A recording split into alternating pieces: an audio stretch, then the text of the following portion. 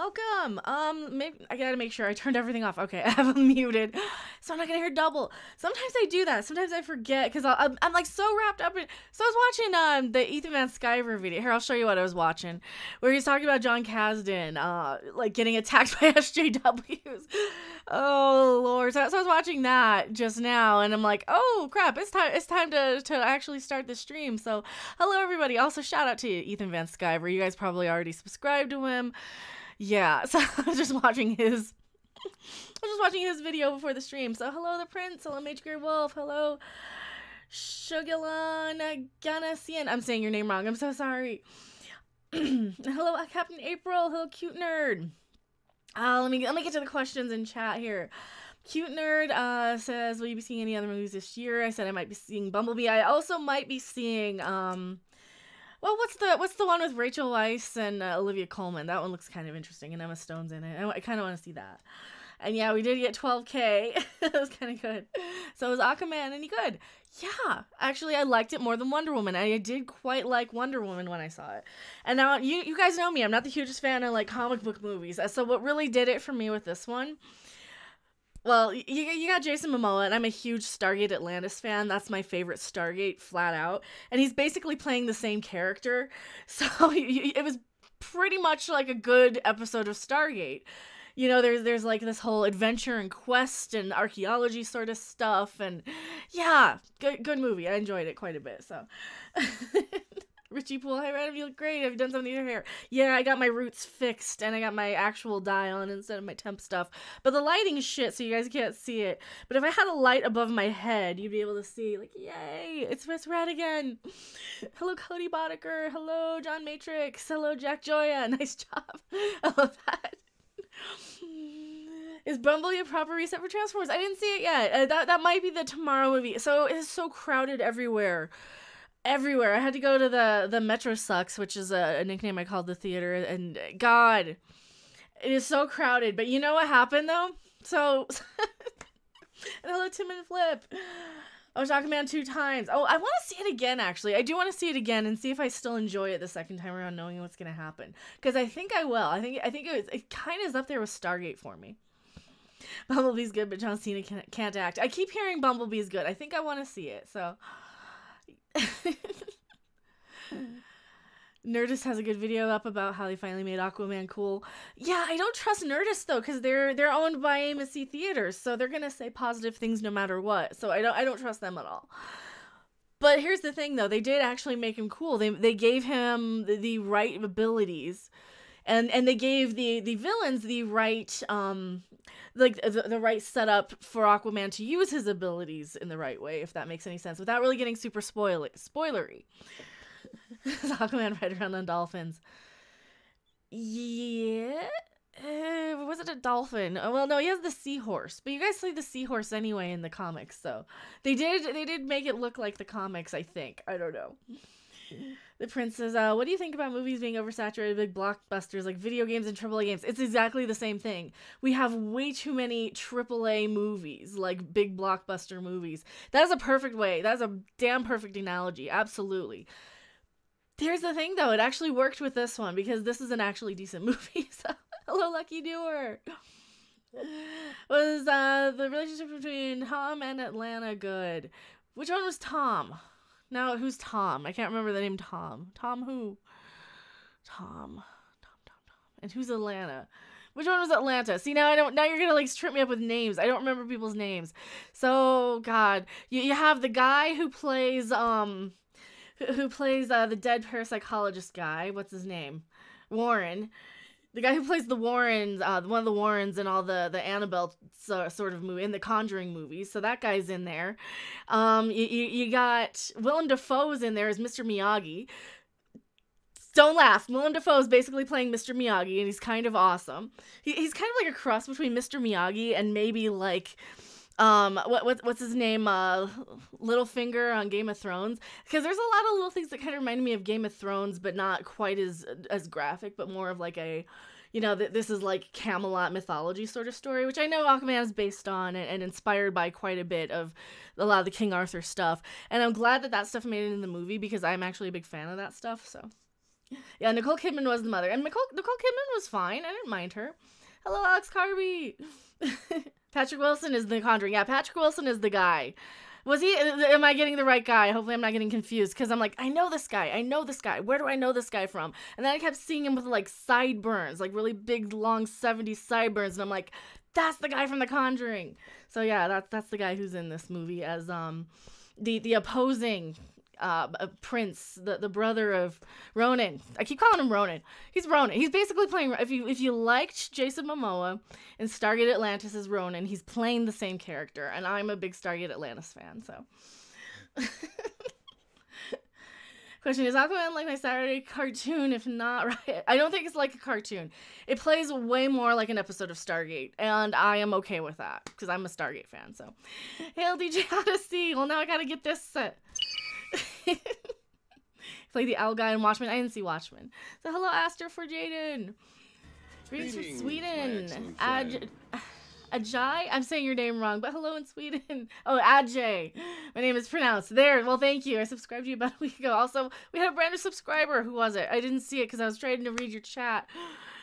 Oh, man. I'm so sorry. I tried to pronounce your name before I read the whole thing. I need to not do that. So I apologize.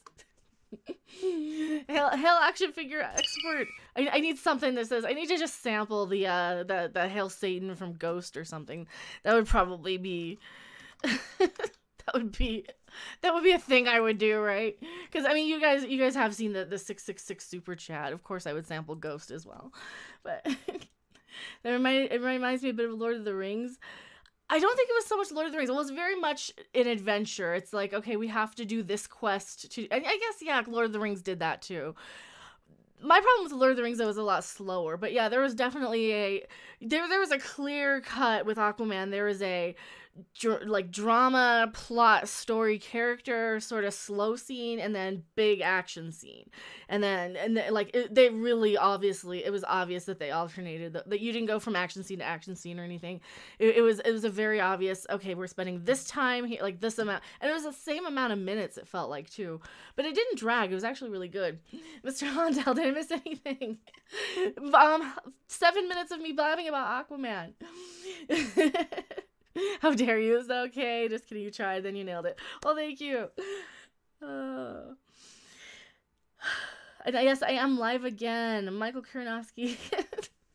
No, it was kind of a lot like Lord of the Rings, because you did have, like, you did go from like quest to quest to quest. Every quest made sense. Everything in the movie paid off at the end. There was not a single thing in that movie that wasn't there for a reason, you know. So if you guys want, I don't know if you guys want any spoilers or not, but there's like the opening shot and what that takes place feeds into stuff later. Yeah, it was actually really well done. It was well written. It kind of knew, I think, what its audience wanted. It's a shit ton of CG, I'm not gonna lie, but I can handle the shit ton of CG because it made sense, because it was all underwater. So the underwater kind of hid the CG. There was no clear, you know how sometimes when a movie's really shitty, you can see where the green screen is, like it's really obvious. This didn't have any of that for me. It was actually really well done for me anyway. Do you like the bond between Mara and Aquaman? Yeah, I liked her. I'm happy that somebody with my hair wasn't annoying and crappy and wasn't a Mary Sue. And all right, so I just looked up. It was Orpheus Corrupted Mirror has subscribed, and thank you for being a brand new subscriber. If you guys are brand new to the channel and subscribe live and have your subscriptions set to public, you'll get a nice greeting from Rufus. So Aquaman satisfies the lady's thirst. Yeah, it had. Oh yeah, there was like a group of women like right behind me in the theater. They were there for the love stories and because you've got like. You've got two love stories in the whole thing, and there's kind of like a parallel, like there's a lot of family themes in this one as well, and it was really done really well. But yeah, if you take your mom to see this or something, and she's like a huge romance movie, or if guys take their girlfriends to it, I think this will go over really well with the female community, or the female sort of moviegoers, because there's a lot of stuff I think most women are probably going to like. If even if they don't like Jason Momoa, even if they don't care about looking at him, there's still the nice love story between, you know, the parents of Aquaman, and then there's like, yeah, there's a lot of stuff that I think girls would like, or guys who like love stories and that sort of thing. I'm sorry to exclude the guys who like that. And if girls like the action scenes, there's a ton of action scenes, you know. There, like, pretty much everybody in the movie gets to shine. Like, there's no shit people. Like, none of the good guys are crap in any way. Aquaman's dad is amazing. He's absolutely wonderful and awesome, and he's the type of guy you would expect to kind of see at a lighthouse, hanging out, drinking in a little Maine town, you know. It was kind of cool. The actor who plays Aquaman's brother, I've had a man crush on him since I saw him in Watchmen. He hasn't aged a bit. No, he's good. He was good. Hiding the CG is a good thing, yeah. So this is DC's version of Thor. This reminded me a lot of Thor Ragnarok, only it was better. This is a much better movie because the everything was set up and comes around. Like, absolutely everything. Nothing seems wasted or useless. And there's a few things in, like, Thor Ragnarok that felt a little wasted and useless, but no, everything, and, well, there's just too much in Thor Ragnarok, I think, too. This had a much more compact, streamlined sort of plot.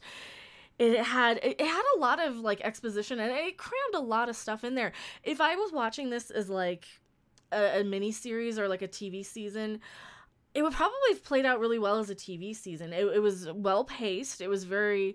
It was a long movie. It didn't feel like it was a long movie, though. I thought Ragnarok was a bit too campy. This one isn't, I don't think this one was that campy. And yeah, Thor Ragnarok had some campy moments. The only person who's really, really funny in this is Jason Momoa. And, well, his dad's got, like, actual, like the natural kind of dad funniness, you know. But yeah, Jason Momoa has, like, the funny little one-lines. There's even a line where, he's talking to Willem Dafoe, and he's like, okay, Cobra Kai, because it's basically Willem Dafoe's Mr. Miyagi, and I love, yeah, I absolutely love those little moments. There's a lot of those little moments, but not everybody in the movie's doing it. It's just Aquaman. Everybody else are, like, so super serious. Like Conjuring guy, he's like the brother of Aquaman, and he's so, like, he's almost Shakespearean in this. You can tell he's serious. He's playing the king, and he's trying to defend his throne, and like that's who he's playing, and he's so serious about it and so perfect. And same thing with Nicole Kidman. They're so regal, and like all the royalty are very regal. Dolph Lundgren is in this too. Like, holy crap. And he is, again, everybody's playing it so regal, and I love that, except for Jason Momoa, and that's the point of it, and that's why they're getting him, because he's the human, you know, he's the filthy half-breed that they keep calling him in the movie, and that actually fits so well. So this was actually really good. Maybe DCEU restarting back, perhaps. I hope so. Like, this one I liked so much more than Wonder Woman, and Wonder Woman was such a good movie until the third act. This had better villains, a much better villain. Like, the villains made sense. You have,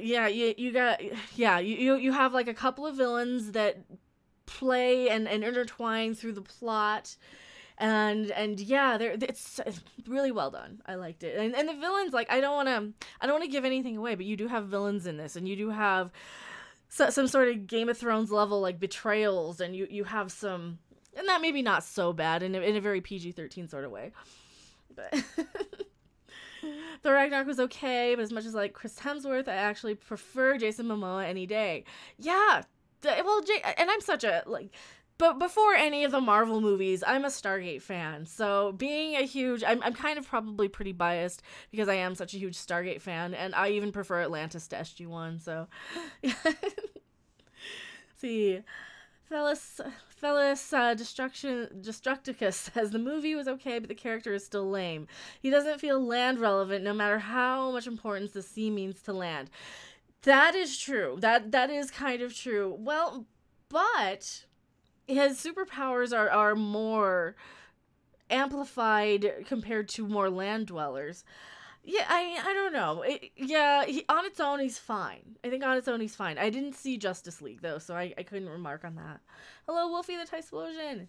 Yes, Black Manta. Black Manta is the one. I don't want to give too much away, but yeah, Black Manta is in there, so. And yeah, Dolph Lundgren from Sweden Like Me. Dolph Lundgren was so cool in it. And yeah, he just plays it so regal.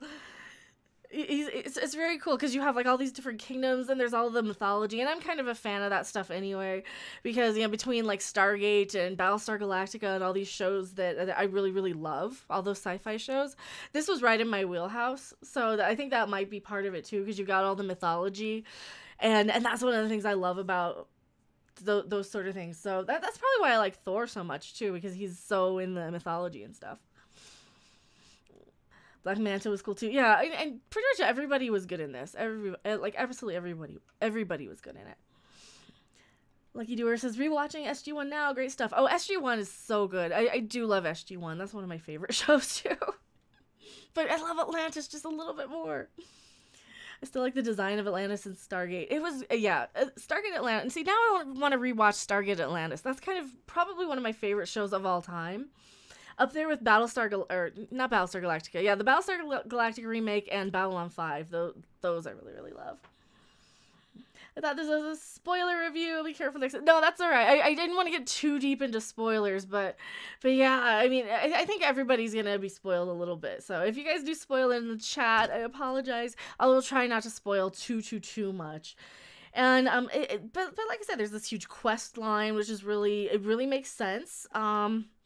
It's funny, like, because the person in the movie that is the comic relief is the main character, but he's still a badass. He's kind of, I almost want to say he's almost like a Bruce Willis with the little one-liners, like Bruce Willis and Die Hard sort of level of character, because he's got the one-liners, he's funny, he's charismatic, very in the same way that like Bruce Willis is, and then all the bad guys are playing everything so straight and so perfect. So did you get turned on while watching the movie? No, I don't think so. Because I'm not, to be honest, I'm more of a Zelenka fan for Atlantis, but I like Ronan as a character. He was fun. I wasn't like turned on by him. I can see why women like him though. And Jedi Poodoo. I keep wanting to say the other thing. But what's up, everybody coming into Stargate Talk? I'm excited. Dude, I'm a huge Stargate fan. The consistently good stories and characters they did. I should see Watchmen. I probably should. What do you think of the score and the music? It was fine. I mean, some of the songs were kind of because they do the thing where they have like covers of other songs. I think they were covering a Duran Duran song, and I'm like, I just want to hear the original. I don't like weird covers of stuff, but other than that, it's Hello, Ali Alexander Angel. Hello. And Smoky Dog Babylon 5 is great. One of my favorites. I like DS9 too, even though it was a copy of B5. It was. Well, and I think maybe once the new year starts up again, if there's time, I would like to bring back the Babylon 5 watch parties, because I used to do those on Sunday afternoons. And I don't know if there's going to be time, because I know I'm going to be reviewing Orville and Stupid Discovery when that comes back, but...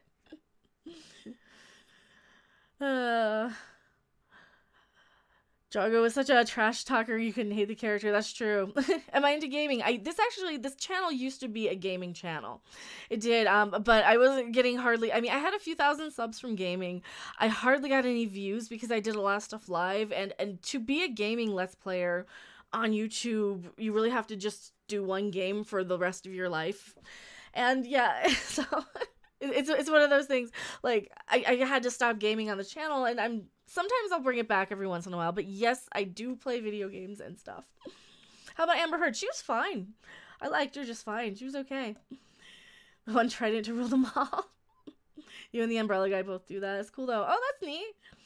I haven't really watched the Umbrella Guy that much. Or have I? Have I watched the Umbrella Guy? I might have.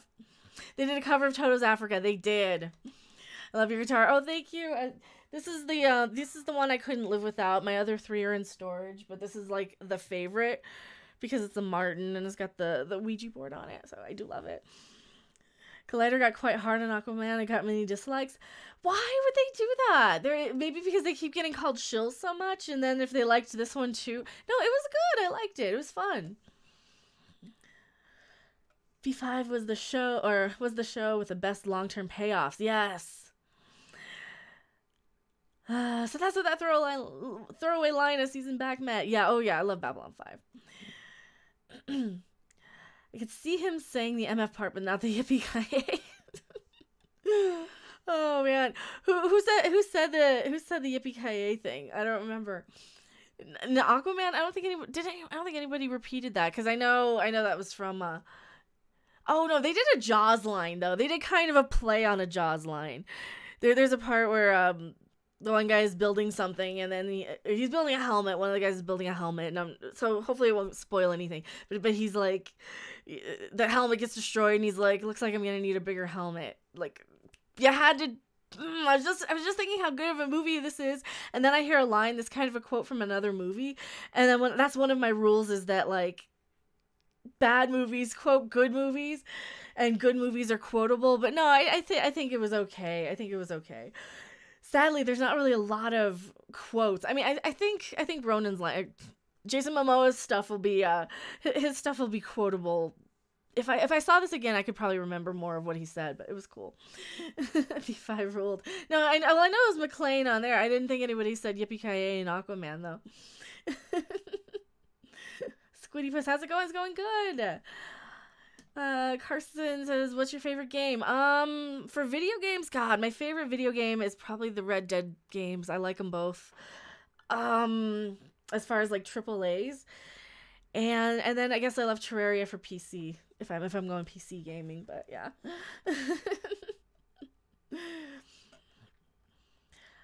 One of them called a critic who disliked the animation Spider-Verse a turd on wheels. One of the Collider guys said that. Well, because I know Rob and Tom did not like Into the Spider-Verse, and I was so disinterested in it I didn't see it. So that's my criticism. That is my criticism of the Into the Spider-Verse movie, is that no, I didn't even want to see it. Laura, it's a short story. Hello, Laura, it's a short story. I guess I don't have super high standards for Fishman movies. I just want to see fights with tridents. Yeah, and it was fine. It was fine. I enjoyed it, but like I said, I'm a huge fan of like, so sort of those quest journey, sort of archaeology sort of movies, and Arthurian mythology. I'm a huge Stargate fan. It all kind of fit together, so.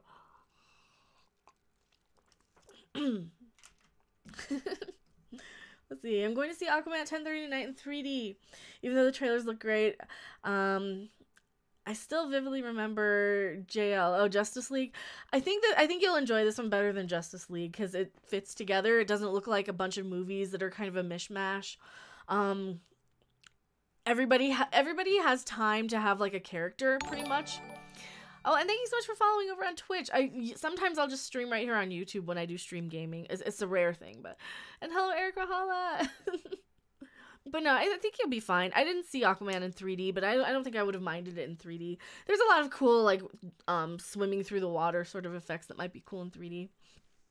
Indeed is the best Stargate quote. I still do it for crying out loud on Twitter all the time. I'll just channel my inner Jack O'Neill. God, there's so many good Stargate things. Let's see. I saw good videos of you ranting about The Last Jedi. The bestest movie ever. Not really with SJW stuff. Speaking of SJWs, what is your thoughts on SJWs trying to invade game companies? I get pissed at that too. I mean, I've been focusing more on like the SJWs like in movies and TV and news articles and Twitter, that I kind of forget that I was always a gaming channel forever, and I could probably talk a few things about like the gaming industry since I know a little bit about it here and there, probably about as much as I do movies, but I think I tend to play more games than I watch movies anymore. I don't know. Laura says, I absolutely love Willem Dafoe in this movie. The de-aging looked great. Yeah, they de-aged a couple of him and Nicole Kidman and then the dad, and yeah, Willem Dafoe, man. Willem Dafoe as Mr. Miyagi was probably he stole the movie completely. He was so good. But then again, so the dad was really a good character. There were so many good characters in that. Is it good enough to save DC? It's better than Wonder Woman. It is better than Wonder Woman, and Wonder Woman was like the movie that was gonna save DC. So I don't know if it's gonna save DC. I really liked it though. It's a good 8 out of 10, I think. My biggest disappointment was The Last Jedi. My biggest disappointment was Star Trek Discovery. Well, Shazam follows suit like Aquaman. Oh, Shazam looks good. We did get the Shazam trailer in front of Aquaman. Shazam does look pretty good, I think. I don't know. I think we're in an upswing. I think they might have learned from their mistakes, but I'm playing a toxic fandom video of my own within the next day or so. Actually, and subscribe to Captain April if you like a lot of ranting sort of videos, and trying to get to 1,000 subscribers so he's remonetized. Willem Dafoe was great in Nemo. His voice is Gil. They made it to the ocean. My gut tells me Shazam will be the same de-snidering mode. Oh yeah, it's brightly lit, it's colorful, it looks fun, it looks like a superhero movie. It looks like a 90s movie, but a good one, you know? I don't know how to describe it. It looks like a good 90s movie. So there was one thing I do have to complain about. You know how they run commercials in front of the movie? There's a commercial promoting Star Trek Discovery, and I only got one screenshot, but they had one of the interviews was Alex Kurtzman, who's the producer and show wrecker for Star Trek Discovery, and then there was also this woman, complimenting the crew. I was gonna say complaining, but that was me. Complimenting the crew and everything, and they were saying, "Oh, Spock is wonderful, and he's in this, and blah blah blah." Yeah, so there was a whole like featurette on Star Trek Discovery at Aquaman, and it really really bothered me, so I had to tweet about it last night. Oh. If I had to pick my favorite Stargate moment, Stephanie says it was actually in the movie when Scar and his friends started imitating Daniel Jackson doing the sound of a chicken. Oh, that was good. Well, there's a lot of good Scar moments in SG-1 because they got the same actor back. Alexis Cruz, I believe is his name. Sean Stackhouse, what do you think about the rumor that DC is going to replace Superman with Supergirl? It's possible. I mean, Henry Cavill is off doing the Witcher stuff, right? So it is possible that they're just going to kind of ghost him and not bring him back. Laura says your hair looks great. Thank you so much. Do you have 2 live chats? I don't have 2 live chats. I just have the one. I've been scrolling back sometimes. DC always runs into trouble when they try to be Marvel, whether it's in the comics, TV, or movies. Yeah, but I think it was good. I think they sprinkled in just enough Marvel of the humor and stuff without going overboard. And like I said, the only character in the whole movie that was really funny, like intentionally funny, was Jason Momoa, was Aquaman himself. So Alex Kurtzman, wasn't he the one who wrote Transformers? I think Kurtzman did write the Transformers movies, and he wrote that Mummy remake, and he wrote my 2 least favorite episodes of Hercules and Xena combined, and yeah, Alex Kurtzman. I start every word or every sentence with the word "and" Kurtzman. Yeah, he's the one who ruined Star Trek Discovery, so I'm still rebooting the DCU with Flashpoint. I don't know. I don't know. They might be. There's a lot of like the DC stuff. Like, God, if Tom were here, he would know all this because he knows like all the news and stuff.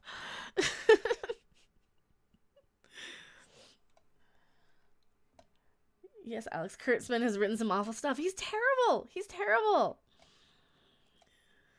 Alex Kurtzman do Transformers Prime TV shows, which was popular. Yeah, but Alex Kurtzman's terrible. He's so bad. He's a yes man. The problem with Alex Kurtzman is he is the studio notes guy. He's the guy that like does he does everything the studio says. Like, if the studio says, "Oh, well, you know, we read somewhere that explosions are popular. We need our explosions." Yes, boss, we'll get right on that. Even though it doesn't fit in anything and there's no exploding scenes, we'll put an explosion in for no reason. Or, you know, research says that that Dutch angles are in this year. Okay, yes, boss, we'll put more Dutch angles in, even though it's on a spaceship and it's gonna make people sick and nauseated. But yeah. TJ Odyssey, I just noticed only 258 more subs until we get the holiday special. That's only if we get 258 before Christmas. So before Christmas, so I can watch the Star Wars holiday special on Christmas. And I don't want to, but that's the plan. If we get the 13,000 subs by Christmas, we'll watch the holiday special. Ted Puck Gage, been enjoying the stream. Well, thank you so much.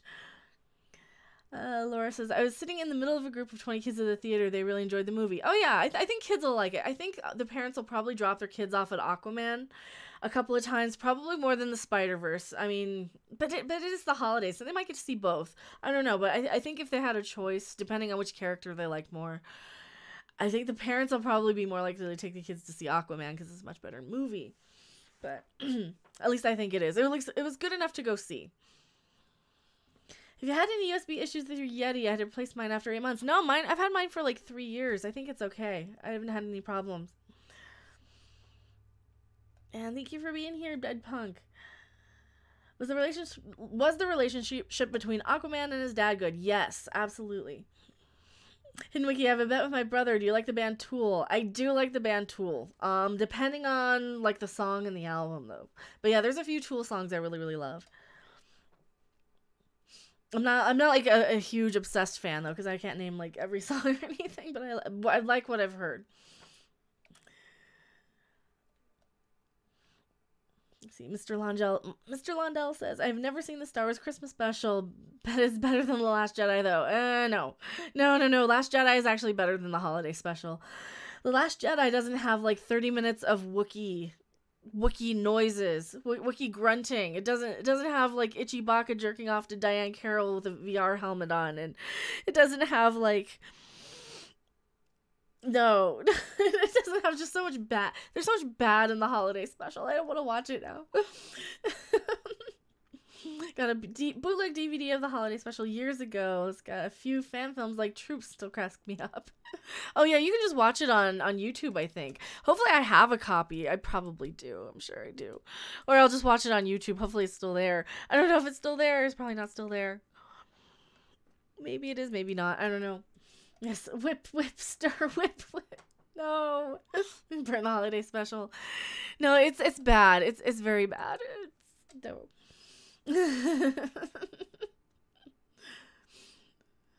Thank God, I thought you wouldn't like Tool or Primus. You made our holiday weekend. Well, I'm not a huge fan of Primus. There's only like maybe 3 Primus songs I like, but there's a lot of Primus songs I don't like.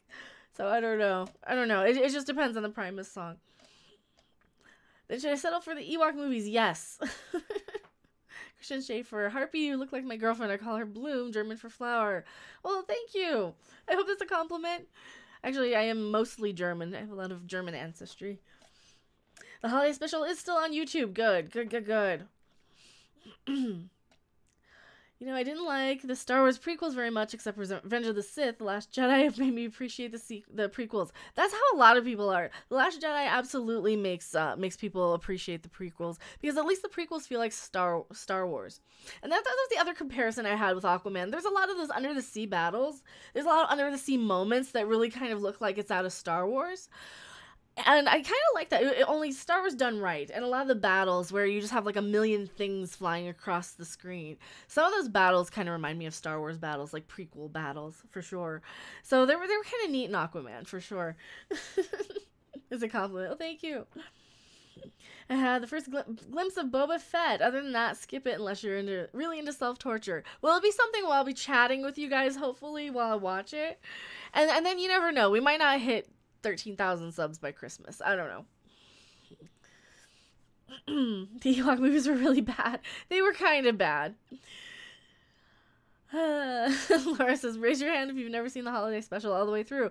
The most recent time I tried to watch it, I didn't make it all the way through. Does Chewie have a wife in the holiday special? Yes, her name is Mala. And he has the son called Lumpy. And that's what I tweeted, or I didn't tweet it out. I put it out on the community page for YouTube. I put the picture of that's Chewbacca's kid, Lumpy. I don't know why he's called Lumpy. It's weird. Hola, mi amigos and amigas. How's everyone doing tonight? Harbor of Doom says, well, hello, Harbor of Doom. Godzilla should have come earlier. Yes. Oh, I saw when it aired. That was enough, Captain April says. Oh, no. Lucky doers, we're doing great. Squiddy Puss. That is what it says. How long have you been doing YouTube? This channel since 2014, but it was a gaming channel for a lot of those years. Before that, I had a channel for probably 2.5 years before that. I can't remember when, but yeah. Lumpy is short for Lumpa. Oh no. And he was played by a girl. I think he was. Will there be a porg in the Christmas special? Well, there'll be this porg.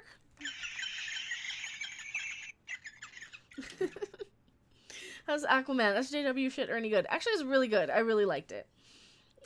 And Sean Stackhouse says, I gotta go. Well, thank you for being here. TJ Odyssey is serving porg for Christmas. Don't serve porg. Don't cook porgs. Porgs are our friends.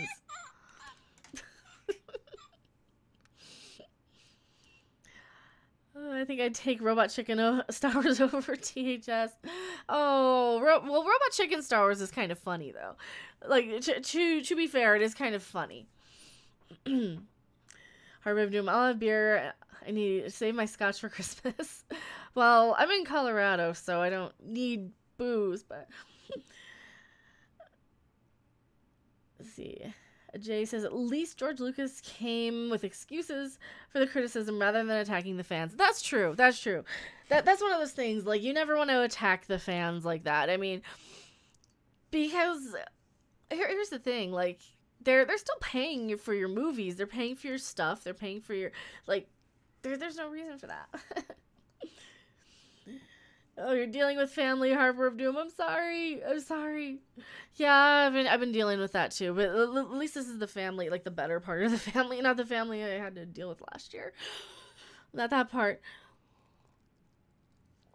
Because you can kind of pick and choose which side you want to deal with.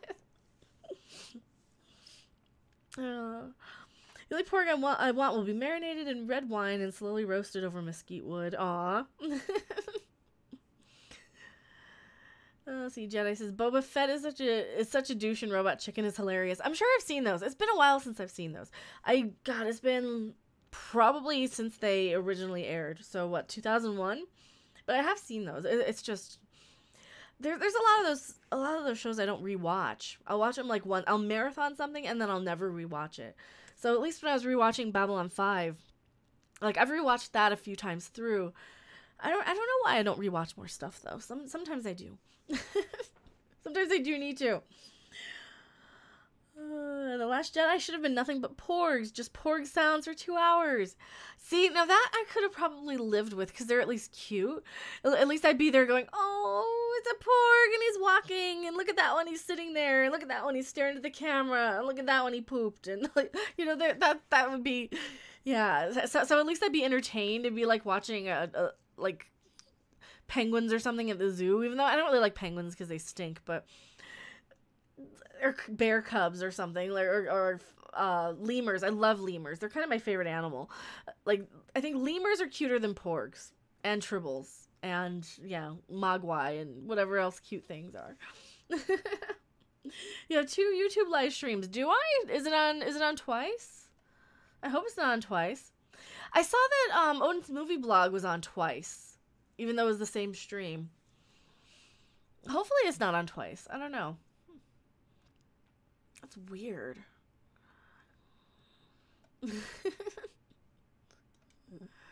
Like March of the Penguins about porgs. With 2 titles. Okay, that's so weird. That must be... I know Odin's movie blog did that too. Okay, that's odd. Let me look.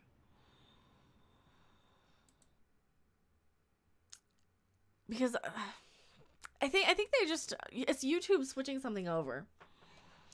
Here, let me show you. Odin's movie blog is also live.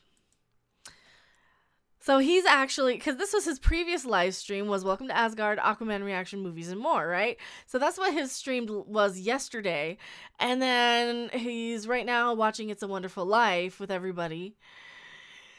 So yeah, he has that too. I don't know why. That's so weird. How about Taya? Is she live twice? No, she's only live once, but she's going through YouTube Gaming.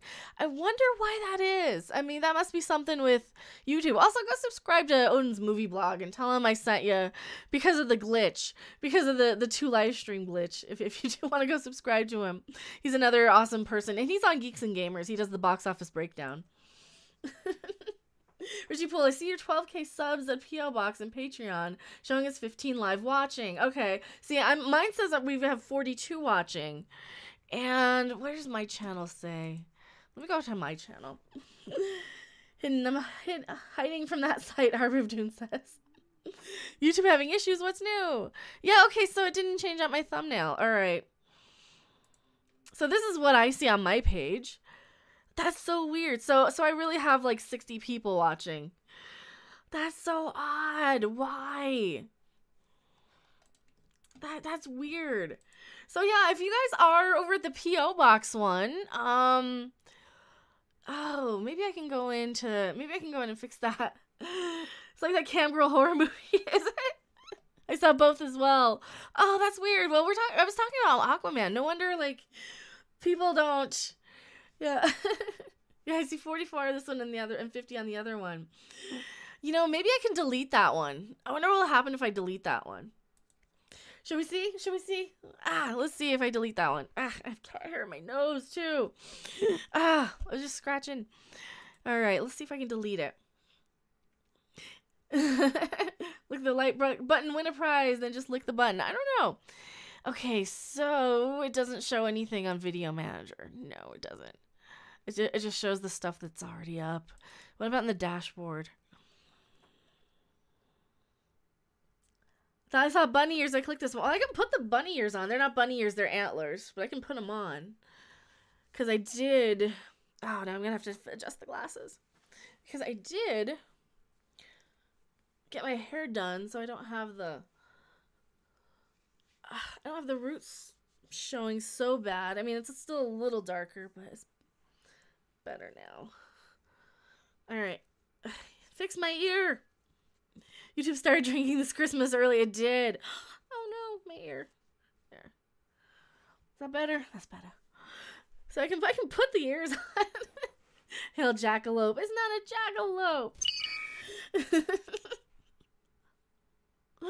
Why do I have two live streams at the same time? I don't know. I didn't mean to. I didn't try to do that. It's just a stupid glitch, probably with going through OBS. Maybe, I don't know. I bet it's one of those glitches going through OBS, because I think Odin also goes through OBS, and everybody I've seen who went live already today went through Hangouts. So do these look okay? I don't know if they look okay. They're not jackalopes though. They're reindeer. It's reindeer antlers. Because Christmas, right? Tell the other one to leave and then come to the main one. I can't. Like, I can, like, link it. I can't delete it, though. Oh, live streaming. What does it say when I go into live streaming? I bet that's why, because it was broken. I couldn't go to my live dashboard. But, okay, this is the one that says Aquaman. That's so odd. That's so odd. Well, I can go into my channel, and then I can link you guys me, right? Oh, there. You can say it on air. Well, you know, I mean, it's easier to link it because you guys are watching, so I can go in and I can link it in the chat on this one. Shush me. Okay. So here is the new chat. That should be the right one, right? Because now it says 29 watching, 27 thumbs up on this one. Then I go over here, open that in a new tab. Over here. That says correct. So we got the same amount of likes. I don't get it. I don't know. I don't get it. It is weird. But hey, whatever. Maybe refreshing will help. I don't know. Those are smash about the other stream and start a feud. Well, you guys are all in the same chat, though. What do you think about Captain Marvel? What makes her a hero? Well, clearly the only thing that counts or that matters about her is her gender, because that's all we keep hearing, right? Oh, she's a hero. So she's not important for anything else other than just the way she was born, which is something she couldn't help anyway. Right? Right? Is there an echo here? I'm sorry. It was picking me up twice. So hopefully it didn't do it. Is it done? Is it echoing still? I hope it's not echoing. Don't echo. Please don't echo. I hope it's not echoing. Maybe I have a clone. It's okay, alright?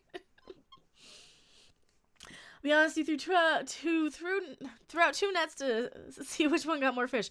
No, I didn't, because Odin did it too over on his stream accidentally. Both open at once. Well, hey, that does give me more views. I wonder how it's going to save it, though. Quick question: are you gonna play Cyberpunk 2077? No, I don't think so. That game doesn't look very. I don't like dystopian futures, and I don't like cyberpunk futures, and I don't know. It doesn't look. Is she a gamer? I am a gamer sometimes. Doomcock made another mecha. He better not. Better not. DJD Show. Hail DJD Show. Also go subscribe to DJD Show. Yeah, you're not supposed to say she. You say her, okay? I know, sarcasm. God, the Captain Marvel looks terrible though. She looks so boring. Oh God, there was a giant stand up sort of display poster as I got out of the theater. Everybody's walking by, and I just look at him like, smile, Brie. Stupid Brie Larson on the Captain Marvel thing, just a giant stand up cardboard thing of her, and she's still not even smiling. Mega 2000, don't start a porn conversation though. But porn is like fun. We usually talk porn on the Midnight's Edge podcast, so sorry I couldn't make it. I had like 10 minutes warning, and I was already like in the getting the hair done process. But her original character was Ms. Marvel, and then there's a male character preceding her called Marvel, Captain of the Kree. I'm gonna take that off. I think my glasses feel weird. It's like pinching my head. They're fun though. I like those. It's just today. I don't know why just today they're pinching my head. Fix hair. See, I didn't read the comics for the Captain Marvel stuff. I don't really read a lot of comics. I think that's part of why. That's part of why like I go into these movies sort of blind. So I don't know. Oh. I don't know what that is. Christmas Tiny Tim says, God bless everyone. Oh, okay.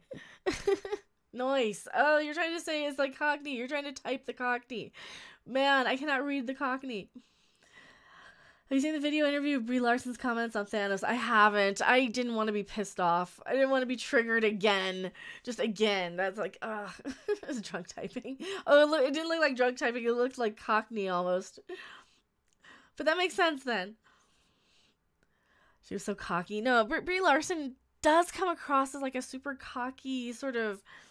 God, I don't know. I don't know how to say it, but Brie Larson does come across as like super duper cocky and arrogant and spoiled. She comes across as like a spoiled rich girl, like she had money before she was an actress or something. It was the original 70s lore. Yeah, God, that. I don't know why they had to like go with this one. I mean, they could have at least gotten an actress that was good. Get a good actress. Entitled Little Brat, yes. Maybe it's butt typing. Madison Dreamland. Hi, hello Madison Dreamland. Did you enjoy Aquasexy? I mean Aquaman. No, Aquaman was good. I liked it. It was a really good movie. Everything that was in there made sense and was relevant to the plot later. There was no setups without payoffs. The story flowed really well. I mean, it did go over. It was very obviously, okay, we're doing 5 minutes talking, 5 minutes action, 5 minutes talking, 5 minutes action, or whatever the pace was. But it was fine. It was perfectly well done. There's stuff for women to enjoy. There's stuff for men to enjoy. There's, it's a good, well balanced sort of everybody movie. I think it's got a lot of kind of adventure elements. Yeah, I enjoyed it. It was really good. Hail Zoogie, welcome. Be nice, I'm teasing. Oh, I'm sorry if I'm not being nice. She sounds like a Valley girl in the trailer. Ugh, DJ Odyssey says. Oh yeah, she does. Brie Larson has that. She has that kind of. It's that reality show growl. I'm not what you think I am. It's like people when they're talking without breathing out, and I hate that so much. That's why I hate Brie Larson on there, because that's what she sounds like. She sounds like everybody on reality television. We don't need reality television people. Hello, Jeff Soul. As part of the SJW agenda, probably. Also, if you guys are in the other stream with the wrong title without the Aquaman thing that I totally changed it to, here's the stream with the Aquaman title. So we don't have the split stream. I don't know why it's up there twice. That's so weird. It's not Valley Girl Talk. There's a name for it. I call it the penguin voice because they kind of have that on reality TV. It's girls that are not trained to project their voices. Basically, it's girls that aren't used to talking on camera. And they all kind of have this same sort of, they talk out of their nose. They're very Valley Girl sort of sounding. They kind of slip into it more. It's kind of like if you get pulled over or something and then you go from talking slang to like very proper, complete sentence, big words and stuff, like if you're dealing with an authority figure or a cop or something. That's kind of what it seems like for that, only they're kind of slipping into this very quacky, nasally sort of voice because they don't know how to project. And because they're so used to just talking to people and face to face, they're not used to being in front of a microphone or a camera. They're used to texting each other. It's horrible. I hate it. It's called vocal fry, for real. I believe it. I really believe it. Oh, fuck. Protected by them. Who is them? Who's them is protected by? That's as if she sees herself above everybody else. Yeah, Brie Larson definitely. See, she does come across like she thinks her shit doesn't stink. Is a good name for it. Yellow Flash did a video about the merch coming out from Captain Marvel. The model for the apparel have the same blank expressions. Oh no! I actually saw some of the Captain Marvel figures. Well, they have like the cat, but then they have the cat in chains.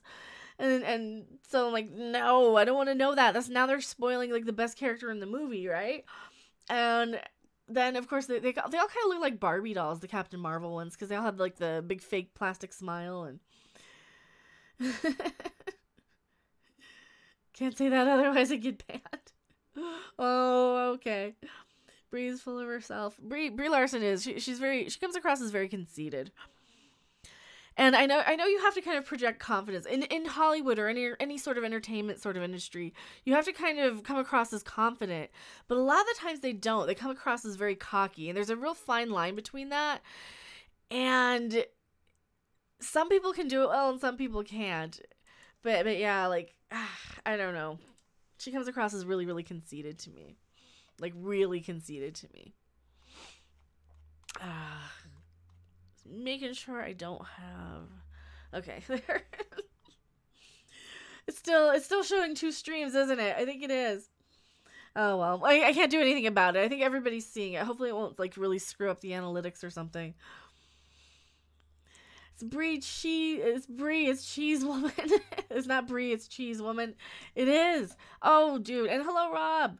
I still need to watch your Spider-Verse video. I haven't had a chance to yet. But we do have the Brie Larson emoji in chat. And if you guys do want access to the exclusive Brie Larson emoji, it is available on YouTube Gaming. Actually, if it's the thing where you click the super chat and it'll say join on YouTube Gaming. It's $4.99 a month. You get access to the Brie Larson emoji. And it's technically like a thing I was grandfathered into because I was in YouTube Gaming. But I do have all of these different emojis. So we have the Hail Mecca, we have the Brie Larson, we have the Shadow Ship, the Derpicorn, and the NPC emoji. I think I can get 1 or 2 more if I get another channel member. You also get your name in green so I can see you better in chat. My genuine fear for Captain Marvel is that she might be too generic in some areas. She looks very generic. Listening to both streams now, Mecca sounds like she's talking to a baseball stadium. You can mute one of them, and then you won't get the echo, because YouTube has, like... I did check with Odin earlier, and his had the same thing, but they were just slightly off time. So I wonder if they're not just, like, switching out some of their servers or something, or backing up something. That might be it. I don't know. Might be why nobody else is streaming, because everybody else is getting doubled. You know, I haven't touched myself typing, drinking, and smoking, Doug34 says. Oh, you mean watching skipping? I'd rather watch girls on trampolines. Good, save it for your girl. Which girl? Oh, no. But yeah, I think... I don't know. Should I watch the Bumblebee movie? That would be the next one to review. I don't know if I'd want to watch it though. I mean, it's probably fine. It looks a lot like a Herbie sort of movie, like The Love Bug, and that's probably what it's going to turn into. Very similar to The Love Bug, but yeah, the man show. Yeah, the girls on trampolines. I mean, the story and the main villain besides the Skrulls might being like Guardians 2. It's possible. I don't know. Like some of those Marvel villains are very well, so many superhero movie villains. I shouldn't just say Marvel because it's both of them. Yeah, it's I don't even remember half of the villains. That's the thing. Like, it was fun to watch them. She's worked up though. Oh no, get Mecca worked up. What? Like, what do you mean worked up? What would I get worked up over? And hello, Malik. No, what would I be worked up over? No, Guardians didn't piss me off. I think it was Deadpool that kind of pissed me off more. But even then, like, not so much that really hurt anything. And hello, Mountain Shark. Oh, She-Ra. The DVD of Orville Season 1 is up on Amazon. Oh, I've seen that. It's like $20. And actually, if you guys do want to send me any like DVDs or anything of the Orville or anything, I do have a P.O. box now. So if you guys did want to send that, I can't buy anything. I'm done. I'm strapped. I'm done. I can't buy anything else for like eternity, but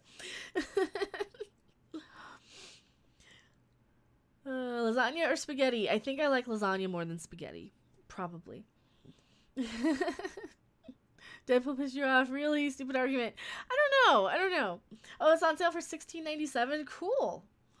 Yeah, I can't buy any more either. That's kind of how I am. I can't really spend any more money because the last thing I bought was... I bought the video game. That was the last thing I bought. So I can't buy anything else after that. Because like I bought for the year was the couple of Migos back there, and yeah. Oh, with Disney buying Fox, I want to see Doctor Doom. He needs to be in the MCU. He was Stan Lee's favorite villain. Yeah, I think. Well, I hope so. Hopefully, we'll get like a good Fantastic Four movie at some point. They just need to start over, and I know it's really too soon for another reboot, but man, that needs a reboot. They just need to reboot it. That's probably the only reboot. Next time, remind me that I said that. Next time somebody asks me what movie franchise do you think needs rebooting, Fantastic Four for sure.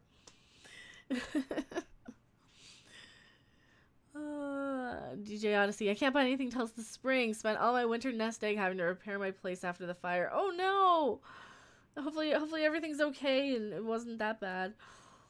I didn't know you had a fire. And we waited on Deadpool for years. It worked out, rated R. It took a lot of work. I didn't like it. It was a romance movie with a lot of CG and it was boring. I really didn't like it. And I don't like the humor either. I don't know.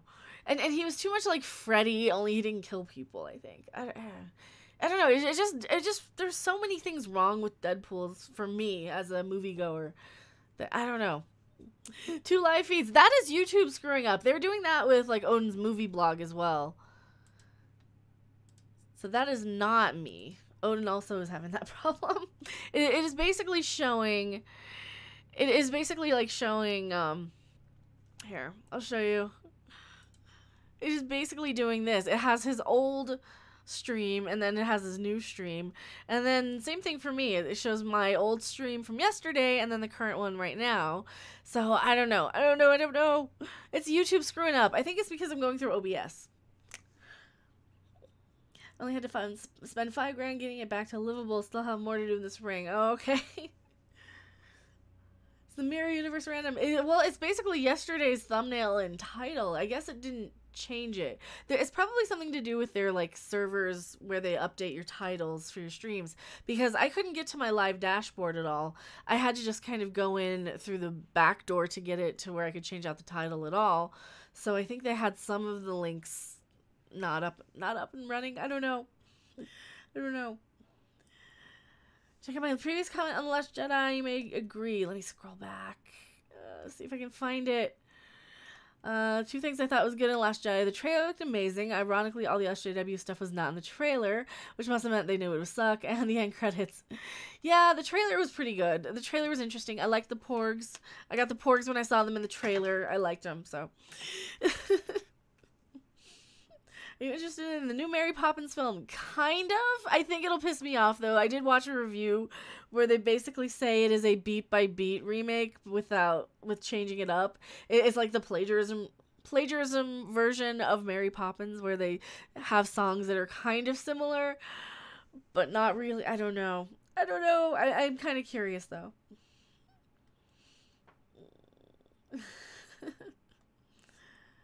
Was that Red Letter Media recommended it? I don't know who recommended it. Emily Blunt seems like a perfect British woman. No one in the control room. They're the Christmas party. Possibly. Yeah, that might be why it's down. They probably think that nobody's watching YouTube right now. I heard the new Poppins movie is very bad. Yeah, I think... Well, I watched Doug Walker's review of it, the Nostalgia Critic, and... Yeah, I think he probably hated everything that I would hate about it. So, yeah, I don't know. I'm curious, but I just got a notification for the stream. I don't know what's up with that. That's so weird. Is Mary as creepy looking as Johnny Depp and Willy Wonka? I don't think she is, according to the trailer, but who knows? The pre-movie Deadpool game was hella fun. I haven't played it. I do have a Steam account. Steam Winter Sale is on right now, and I just cannot buy any of the Steam anything because, like, dude, like, they keep giving you all of these. You know, I keep getting emails every few hours. It seems like, oh, there's 30 items in your wish list on sale. Don't you want this? It's only 75 cents. I'm like, yes, I want it. I just can't. Because that's how they get you, right? You don't just buy one thing for 75 cents that you're never gonna play. You see all the stuff, you're like, oh, well, that Jurassic World game's only like 75% off, and that's pretty cheap. And then you realize, yeah, but I don't know if I can have time to play. But man, I would really love to play that one. And then Lucius 3 came out, and yeah, there's like all these games, and it keeps sending me emails. I'm like, yes, but I can't spend money anymore. Imagine Emily Blunt as Captain Marvel. That would have worked. Mary Poppins is like remaking The Wizard of Oz. No chance of surpassing the original. Yes. YouTube support. Monkey. Screeching at the screen and tossing monkey poop. Yeah. Julie Andrews voices a sea being in Aquaman. Did she? Oh, okay. That was her. Yeah, that was kind of a weird thing until I realized, oh, wait, that's right. He can talk to fish. They kind of took the joke of him being able to talk to fish and made it pretty interesting, I thought. Angry Mr. Flibble, I'm still going through the games I got on Black Friday. Yeah, I haven't. Well, I got out of Aquaman thinking, okay, I really want to play Injustice 2. So, yeah, I kind of want to play Injustice 2 after watching Aquaman. Like, really. Isn't he in this? I hope he's in this. I think he's in this. He probably is. They got all the other people. Oh, Black Manta's in this. I haven't played it yet, but I need to. People need a little more Mary. Almost Poppins just watched the Missy scenes in Doctor Who season 8. Yeah, she's a little Mary Poppins for sure. Or just watch Bedknobs and Broomsticks or the Mr. Banks movie or any of that. Rob says, before I forget, how did you like Aquaman? It was really good. I enjoyed it. It was better than Wonder Woman. It had the third act that made sense. It was very much like an adventure. I'm a huge Stargate Atlantis fan also. It was just good. You only had one funny character. That was Aquaman himself. Trying to remember what else I liked about it. The CG was a lot of CG, but it was all underwater, so it all kind of blended well together. There's no obvious, like, here's a green screen or here's a CG thing that shouldn't be. It was actually pretty decent CG. It made sense to have as much as it did because of all the underwater stuff. And there's a couple of moments where there was just way too much shit on the screen to kind of pay attention to during some of the major, big, huge battles with, like, all the sea stuff that you've seen in the trailers. But yeah, it was better than Wonder Woman. Better than Wonder Woman. That was a good movie. It was better than Wonder Woman. Says you're live with 2 videos at once. I know, it said that with Odin as well. Here, like, when you go over to, like, Odin's movie blog channel, it also says he has 2. Because last night was his Aquaman thing.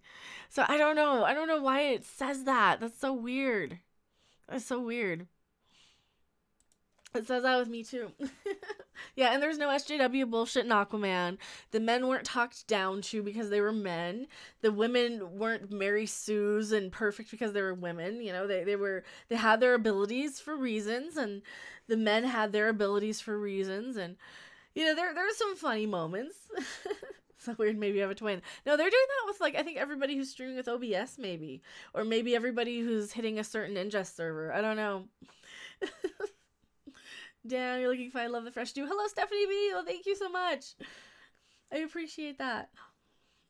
But yeah, there was God, there wasn't a whole lot of trailers in front of the Aquaman movie. I mean, there was a few. They almost forgot to start the movie. But I didn't see the Hellboy trailer in the Aquaman movie, but I have seen it and it looks terrible.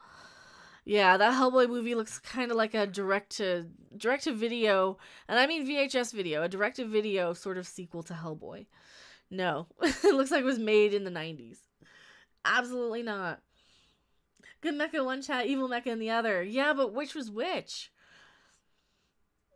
Maybe there's 2 evil mechas. You don't know. And there's just popping in from Asgard.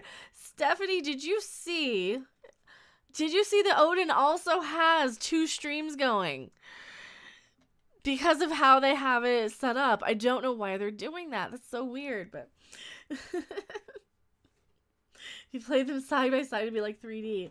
Yeah, she noticed. See, I don't know what's going on with that. I think it's they're just switching out the ingest servers. I don't know. Or something. I think Odin and I might be connected to the same server, or we're going through the same software, because I couldn't hit my live dashboard. So yes, just don't cross the streams, Martok says. And hello. If you play them, do you mean the direct to trash remake? Yeah. God, Hellboy did not look good. There's a kind of interesting looking Keanu Reeves movie coming up in January, where he's playing like a scientist who cloned his whole family or something, and then they have to hide from him because cloning is illegal. That looked kind of interesting. I don't know. I just finished the Turkish series, The Protector. Definitely recommended. Oh, interesting. We noticed what happened. I don't know what happened with the 2 streams. I don't know. I think it's just a YouTube glitch. Because you know how they're going through and they're deleting a lot of bot accounts, and they're going through, and I think one of the things they're doing is they're like backing stuff up, it seems like. So it seems like they have like their servers mirrored somewhere, and it is sending out 2 signals. I don't know. It's so weird.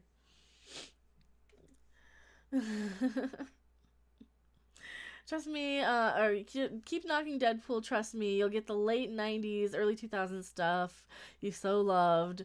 Heart-rated Mickey Mouse ears in you. I don't like Mickey Mouse ears. I don't know, I don't understand. I was hoping Bill and Ted 3. Last I heard they were working on the Bill and Ted 3, and then I think it was off again. But no, I think they're still doing Bill and Ted 3. I don't know if Rob's still around, he might remember. Doug says I had to refresh. Oh. Martok says, I crossed the streams one time. Bechamel, 141, Jägermeister tequila. Fun was had for a few minutes. Only a few minutes. The rest was a blank. Oh, bechamel. I can't see what that is. I don't know what is bechamel. I'm probably saying it wrong. I know I'm probably saying it wrong. I need to embiggen my screen, but then it's like then everything is just off. I'd rather have it a little too small. Sorry for the gaps. No worries. Cross the streams. I don't like the sound of that. Well, normally the universe will explode if you cross the streams, according to the Ghostbusters. But they did it and everything was fine. It just killed Gozer. Oh, I didn't know how to spell it. Oh, that works. Do you like music rhythm games? Some of them, yeah. It depends on the music rhythm game. I'm kind of terrible at them, but I do like them sometimes. Who's that? Is that Zabu? Do you guys want to see Zabu? Do you see Zabu? There's no Dana. Dana, only Zool. Go shut it down. Do you want to see the cat? Zabu, you want in? Here, let's put a picture up while we go get him. boop. They're like, kitty! Kitty! Come on, Zabu. Come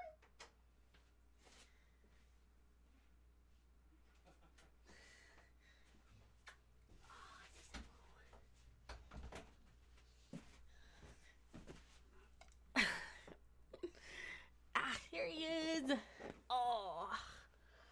Feline overload. Kitty. Here's Zabu. Check out one of the rhythm games I love called Thumper. I don't... Is that on Steam? That's the microphone, Zabu. You want to say hi? What's up? What's wrong? Aww. Oh, a cat. I thought Mecca was gonna introduce her split personality. No, he was in the mirror. Hi. Zabu. Cat needs a diet. Yeah, he's a little chubby. He looks stoned. He doesn't look stoned. Aww. Aw, see, he says I love you, Blink. Macaroons or sugar cookies? Sugar cookies. Cat says send help. Yeah.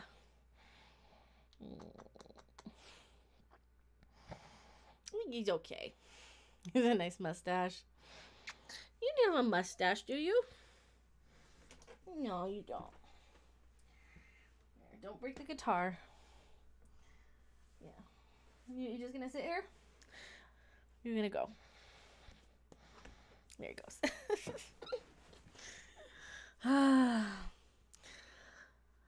Three cats. Cats are great. They're sweet. They are good cats. I like cats. What are you doing? Chubby. Even his neck is fat. He is. He's a little chubby boy. He's not as big as my mom's. He's like... He's not that bad.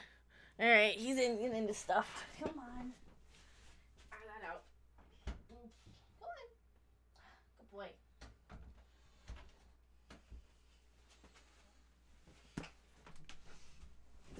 I have 3 times 4. Oh, he's not chubby, he's just well loved. Oh, he's not that bad. He's a sweetie. Need to show you some pictures of our Jonesy. I like cats. Kiko Rogers says I'm very allergic to cats. I'm sorry. So I have a video of a cat attacking a pit bull to save a kid on a bike. Hopefully the cat was okay, and screw the pit bull attacking a kid. I don't know. I like cats better than dogs. I like cats better than kids, too, though, I guess. I don't know. But that's probably a really sweet cat. Especially if, like, he's gonna go save a human. There's that shot from Flash Gordon again. No, that's from, that's from Star Trek, believe it or not. Star Trek Discovery. Ugh, of all things. So did you guys know that I got a stupid trailer, or it wasn't a trailer, it was like a featurette in front of Aquaman for stupid Star Trek Discovery. So I took a picture of the screen. Stupid Sonequa Martin Green up on screen. Ugh. It's like, seriously? And I'm like, oh god damn it, I can't even escape Mikey fucking Spock of the Aquaman movie. Stupid Sonequa. It was bad. They even had Alex Kurtzman in the featurette. Like, seriously? He's not a good writer. Cats are better than dogs. Dogs are better than kids. True. Yeah, that's perfect. That face, though. Oh, the Michael Burnham face. Oh, I just shot as quick as I could. Maybe that's just her normal face expressions, huh? And she wasn't even playing anything. It was just her as Sonequa. The first block of wood is Captain. Way to go, Kurtzman. I know. That's... Hello, Inkwell. Welcome. STD is an absolute abomination. It ruins Star Trek for me. And me too. Absolutely. God. There used to be a time when I would love Star Trek. I would look forward to the new Star Trek episodes or want to see it. No, now I just kind of like, no, I don't want to see it. I don't want to watch anymore. I can't deal with it. I don't want to see it. It's terrible. And that's what Discovery has done. It has turned something I loved into something I loathe and dread. And no franchise should do that. If you're a fan for years and years and years and you like 90% of the stuff that comes out of that franchise, and yeah, there's some stinkers in every series, but for the most part I enjoy it. And when it goes from being from the most part I enjoy it to I can't stand a single moment of this, or like you're doing something wrong, you know? It's got our lovely heart be annoyed. Oh, Mikey Spock, they showed a Star Trek Discovery promotional like featurette thing in front of the Aquaman movie, and it sucks. It sucks that they showed that. I'm like, oh god, you just ruined it for me now. Now it's going to be a terrible movie. No, at least it was good. Yes, Hail Red Dwarf. We watched The Year from Hell from Voyager yesterday. Was it good? Does it hold up? Who liked Voyager finally? You know, Voyager was actually not that bad. I did watch it years after it was off the air, though. Or I finished it years after, because I kind of quit a few years in. And yeah, I mean, it was fine. There's nothing wrong with it. It got better. I just didn't like the Kazon, and I don't know. I think it took like too long for them to come back, and then I just stopped watching it after a season. I'm like, or something better was on, because that was what you had to do back then in the early 90s and 80s and 70s, was you had to kind of schedule your TV time, and if you had something else that was going on, then you couldn't watch your TV episode. So there was probably something I watched instead of Voyager. So I probably only caught a few episodes here and there during the reruns of the other thing. So Aquaman was good. Yes, actually, yeah. It was actually really good. Really have plans to go see Aquaman tomorrow, and I don't want to watch STD. Well, I don't know if it didn't have anything to do with it. It might have just been for that theater. Nick Walters, get past the Kazon and Kess stuff on Voyager was okay, yeah. And that's about when Voyager picks up, was when 7 of 9 comes on board, and Threshold made me quit for a while, but I did come back to watching it. Oh yeah, Threshold was bad. STD ruined the Mirror Universe for me. Yeah, well, Star Trek Discovery just ruined all of Star Trek for me. STD is an abbreviation for Star Trek Discovery. Well, it's not a sexually transmitted disease, but it is a disease of some kind. Yep. In retrospect, Enterprise and Voyager are looking better and better. Yeah, and they were bad. It's like it's been kind of going downhill slowly, and then with STD it just nosedive, which sucks. I don't know why they could. I don't know why they couldn't just get writers who can write. But I guess they don't have money for that because they're spending all that money on special effects, or people are just stupid nowadays. Maybe people are just dumb as shit, and those are only people getting jobs because everybody is just dumb as shit. I don't know. What do you guys think? Do you think people are just stupid? And hail Night Breeze, welcome. Oh, where's my... That's it. My waifu's on. Oh, thank you, Dark Slayer. Never bought the Romance of Kess and Neelix. Oh, that was so weird too, because they seem so... I don't know. They seem so odd aged. You know, they seem decades apart. They seemed, well, they were different species. They didn't fit well. You know, it was an odd relationship. I love the Voyager time travel episodes. Watched those like 30 times now. The ones with 7 of 9. Yeah, some of the Voyager ones were really good. There were some really good Voyager ones. Did I forget to clean my glasses? I think I did. So this is why I'm like struggling to see you guys. Humans are overdue for an alien invasion. If aliens were to come and like just want to take me with them, and I would not be opposed to that. I wouldn't be opposed to it. People are stupid. Anyone who doubts it hasn't worked retail. Oh god, I worked retail way too many years. This is why I'm not out and about Christmas shopping. I actually have to get groceries this weekend, and there's no way I can do it with all the crazy Christmas crap going around. Like, go to Walmart, you can't even find a parking space, and it's just so crowded. Like, seriously, didn't you buy people stuff already? You should already have that done and wrapped and enjoying your weekend. You shouldn't be buying a whole bunch of last minute shit. But that being said, I need to go and buy groceries, so it's all last minute shit. Even though this whole week has been really busy to do anything. Is he still out there? No, he's not out there again. If aliens come to us, we're screwed. Maybe not the baddest idea. I don't know if we would be screwed though. I mean, maybe they just take the smart people. I don't know. Who knows? I'm wrapping stuff tomorrow, Mage Grey Wolf. See, I got everything. I got the last thing wrapped today. But pretty much everything else is wrapped. I had to go away during the Doomcock stream because my mom's like, come wrap presents. Okay. Okay. Merry Christmas to you. Yeah, Merry Christmas, everyone. I had the antlers on, but they were just pinching my head too much. So I had them.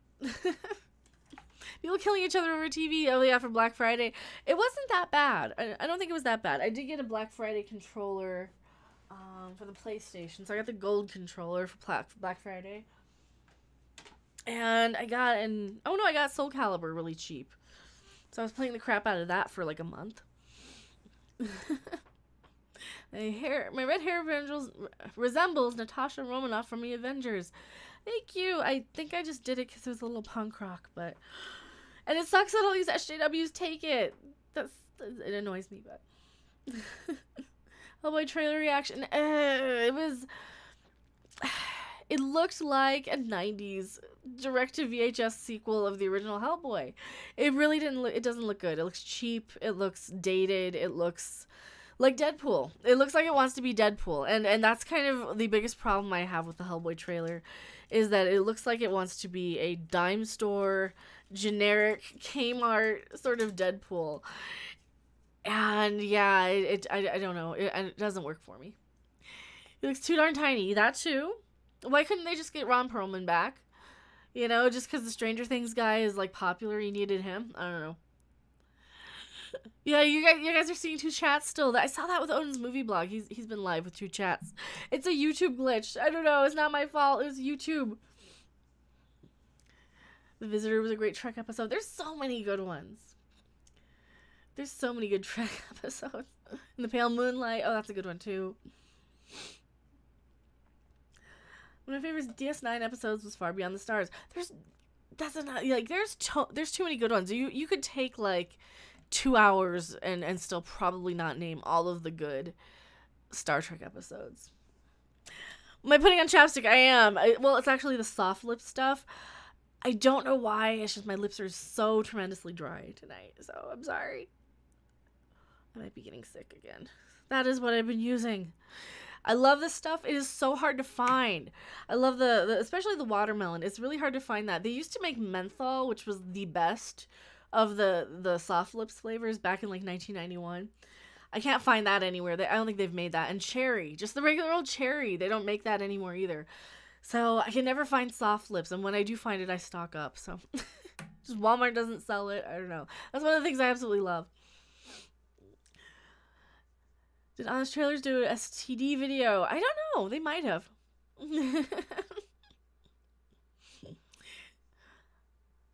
See, I don't want to be mean, but some people shouldn't be allowed to have kids. I know.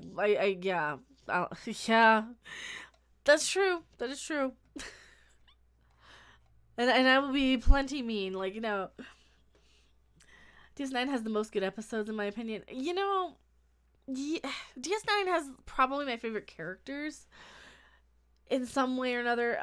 But, man, there's some really good episodes in TNG as well as DS9. Martok DS9 was my favorite Trek series. See, I like DS9 a lot. I mean, it was one of those shows, I didn't watch it much when it aired because it was too dark. And I think by the time I got into, like, really, really into watching Star Trek, it was already a few seasons in. And it was in the time when you needed to watch every episode by then. And yeah, I just couldn't do it because I was missing some. I couldn't watch it in reruns. They were either, I think I was watching them out of order, and it really hurt it because that's one of those series you need to watch in order. And then when I finally watched them all in order, they started playing them in order on, like, in reruns on, I think, Sci-Fi Channel. That's when I really got into it. Or it was one of the, it might have been UPN. They might have actually ran them in order. But that was one of the things that, like, syndication and reruns, they rarely rerun stuff in order back then. And you guys probably don't remember that, or a lot of the older people will. You guys will remember that when you would go and watch a rerun, it would just be whichever episode. But now you kind of have to watch everything in order. Yes, naturally, my screen name is taken from one of DS9's greatest characters. Didn't Martok start off on TNG? Wasn't he in like in an Anna episode or 2 episodes or something? I want to say he was. I don't know. I can't, it's been so long since I've seen them. It's probably been like 7 years. Did you know you have 2 separate streams going? Yeah, we've talked about that a few times. So does Odin's movie blog. It's a glitch on YouTube. I'm so sorry.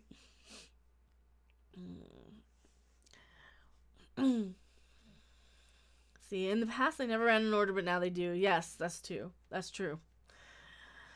Gowron was in TNG, not Martok. Oh, okay, that's right. Because I knew it was like some prominent Klingon, and it's been so long since I've seen both of them. I believe Martok is original to DS9. Yeah, I could probably look that up. I think you guys are right. The House of Martok. Boo. Let's just pull that up so we can look at it. He was the mad-eyed one. Yeah, he was. First appearance. Where's his first appearance? This is all DS9 stuff, huh?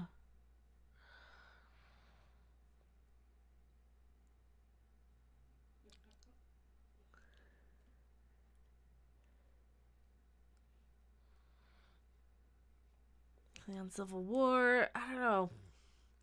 Okay. DS9. One more onto the breach. Okay. So I think that was the first episode he was in, right? Memory Alpha. Exactly. That's where we're at. That's exactly where we're at.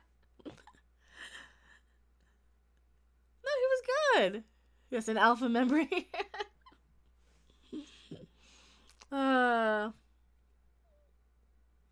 Was disaster in Burma? Okay, I got. Oh, my camera's not on yet. Boop. More than half the Earth population will be Asian. Oh, like they have in Firefly, yeah. Men in Black trailer. Thorcast is working for me. Well, the Men in Black trailer also looks like a 90s movie. I mean, it's Men in Black. I probably have more of a chance of watching this one because there's no Will Smith, and I just detest Will Smith. Can't stand him. Don't like his attitude. He was always so cocky and arrogant. Always. Hello, Zabu. There's a hand under the door. Trying to get in. There's a little paw. Did you guys see it? But yeah, no, I didn't care for Will Smith. So I do like Valkyrie. I'm kind of hot for Valkyrie anyway. She's kind of cutie, but no. Oh, Goza. Who's Goza? I haven't saved my bookmarks. What do you have saved your bookmarks? Oh, the Memory Alpha. Martok was a changeling for a while. He was. You've been there many times. You see little cats walking by. That's cute. Are you going to avoid Aladdin? I've never seen Aladdin, and I have no plans on seeing it in the future. I'm not going to see a shitty remake of a movie I didn't want to see in the first place. I'm sorry. I did not want to see... I was, like, a little too old for the Disney musicals when the Disney musicals were big, so... Yeah. Word for shit in Firefly. Will Smith's cockiness is what made the first Men in Black movie. Yeah, but he had the song, and I hated the song. I hate the 90s kind of pop, hip-hop-y stuff. No, I just can't stand it.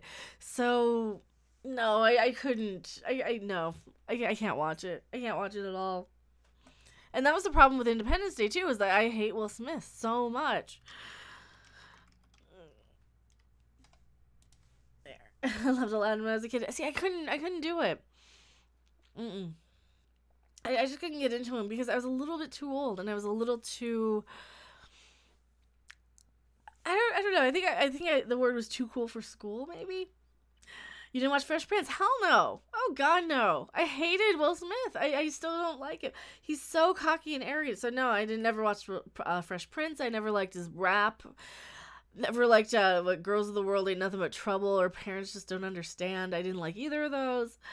No, I was never into that stuff. Like, I was listening to Dawkins and stuff when Will Smith was out. And I was like, I was just not gonna watch a stupid, cheesy, Yeah, it's kind of like Full House and Saved by the Bell and all those shows for Fresh Prince. I'm like, no, I was just too cool for that. I was watching Freddy's Nightmares, Tales from the Crypt, the Friday the 13th series. I was watching stand-up spotlights, and, I was watching other stuff. I was a little too cool for that. No, I did not watch Will Smith. Sorry. Independence Day had Jeff Goldblum and Brent Spiner. It did, and Randy Quaid, and, yeah, it was alright. I mean, I have to balance traveling tomorrow. Mecca Christmas wishes to all. Well, thank you for being here, SBG. Too unmetal. Yeah, he was too unmetal. He was too lame. He was too. It was like, you had like the cool kids and then you had like the hoods and the stoners. So I was more of the kid hanging with the guys who watched wrestling and listened to Metallica, and I didn't go for like all the cool kid tight roll jeaned Will Smith listening and MC Hammer dancing.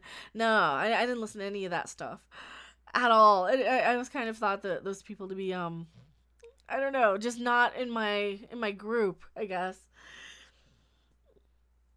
What do you think of other hip-hoppers like Beastie Boys or Rage Against the Machine? I never was a real big fan of Beastie Boys. They're alright. There's some of their songs I just cannot stand.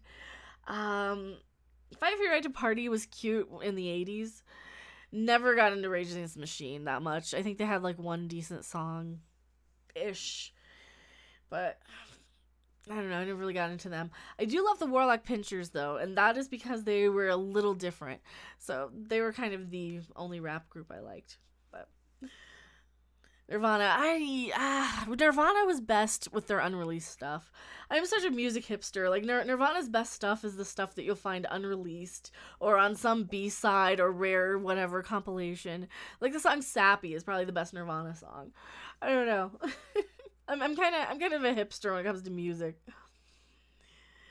Beastie Boys, No Sleep Till Broken End, Stop, Your Music Taste Sucks. Well, I mean, at least that had Kerry King from Slayer on it. At least the song was saved with that. Slade. I didn't really get into Slade. System of a Down I didn't really listen to until 2014 or so when I was actually in England. So I really liked them then. Yeah, I don't mind System of a Down. Slade I didn't really get that into because they didn't play them in America hardly. They're one of those bands you had to be in America at the time that they were popular to have heard them. So Slade, I mean, because you got Quiet Riot covering all the Slade songs. Between Quiet Riot and the Runaways. Do you like Huey Lewis and the News? Not much. They're alright. I don't know. They're not a band I'm gonna sit there and listen to on purpose. But they might not be a band I'm gonna like change the station for, if that's what you mean. I have different kind of levels of what music I like. There's bands that I'll like absolutely 100% never listen to intentionally, but I don't hate. And then there's bands I will never ever listen to and outright try and avoid. And then there's bands I really, really love that most people have never heard of. So, you dyed your hair nice. And hello, Proper Jeremy. Yeah, I finally got the roots done. So it's actually the right dye, and it's not going to be like weird temporary stuff.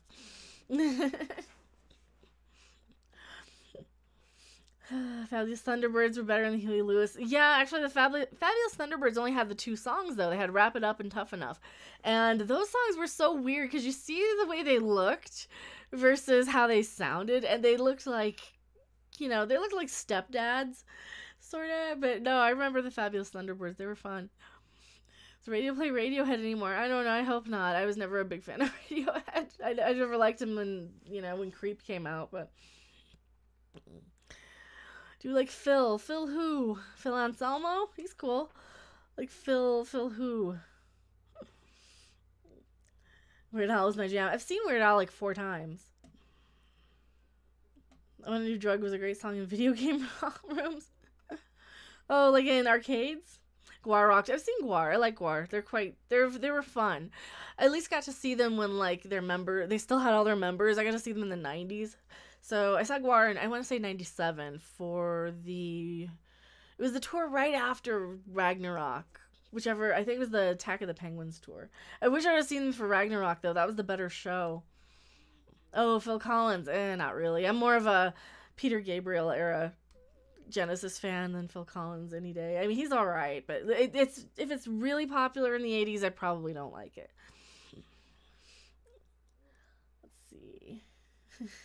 Weird Al in concert. Yeah, I've seen Weird Al 4 times in concert at least. It's either 4 or 5 times. I've lost track. And I got to meet him once, too. Beck is another one of your favorite 90s for me. See, by the time Beck got famous is when his music was kind of going downhill. So once Mellow Gold came out, he had a couple of decent songs on there that kind of sounded like the One Foot in the Grave album. But man, that One Foot in the Grave album was kind of revolutionary for its time. It was such a direct Dylan-esque folk album. And I absolutely love every minute of One Foot in the Grave, pretty much. And even Stereopathetic Soul Manure had some really good moments, too. But yeah, there's some good stuff on Mellow Gold. Do you listen to Nirvana? Only like rare stuff was the only stuff really worth listening to. Also, there's a cat. Hi, Zabu. Hey, Zabu. Hey, Zabu. He doesn't hear me.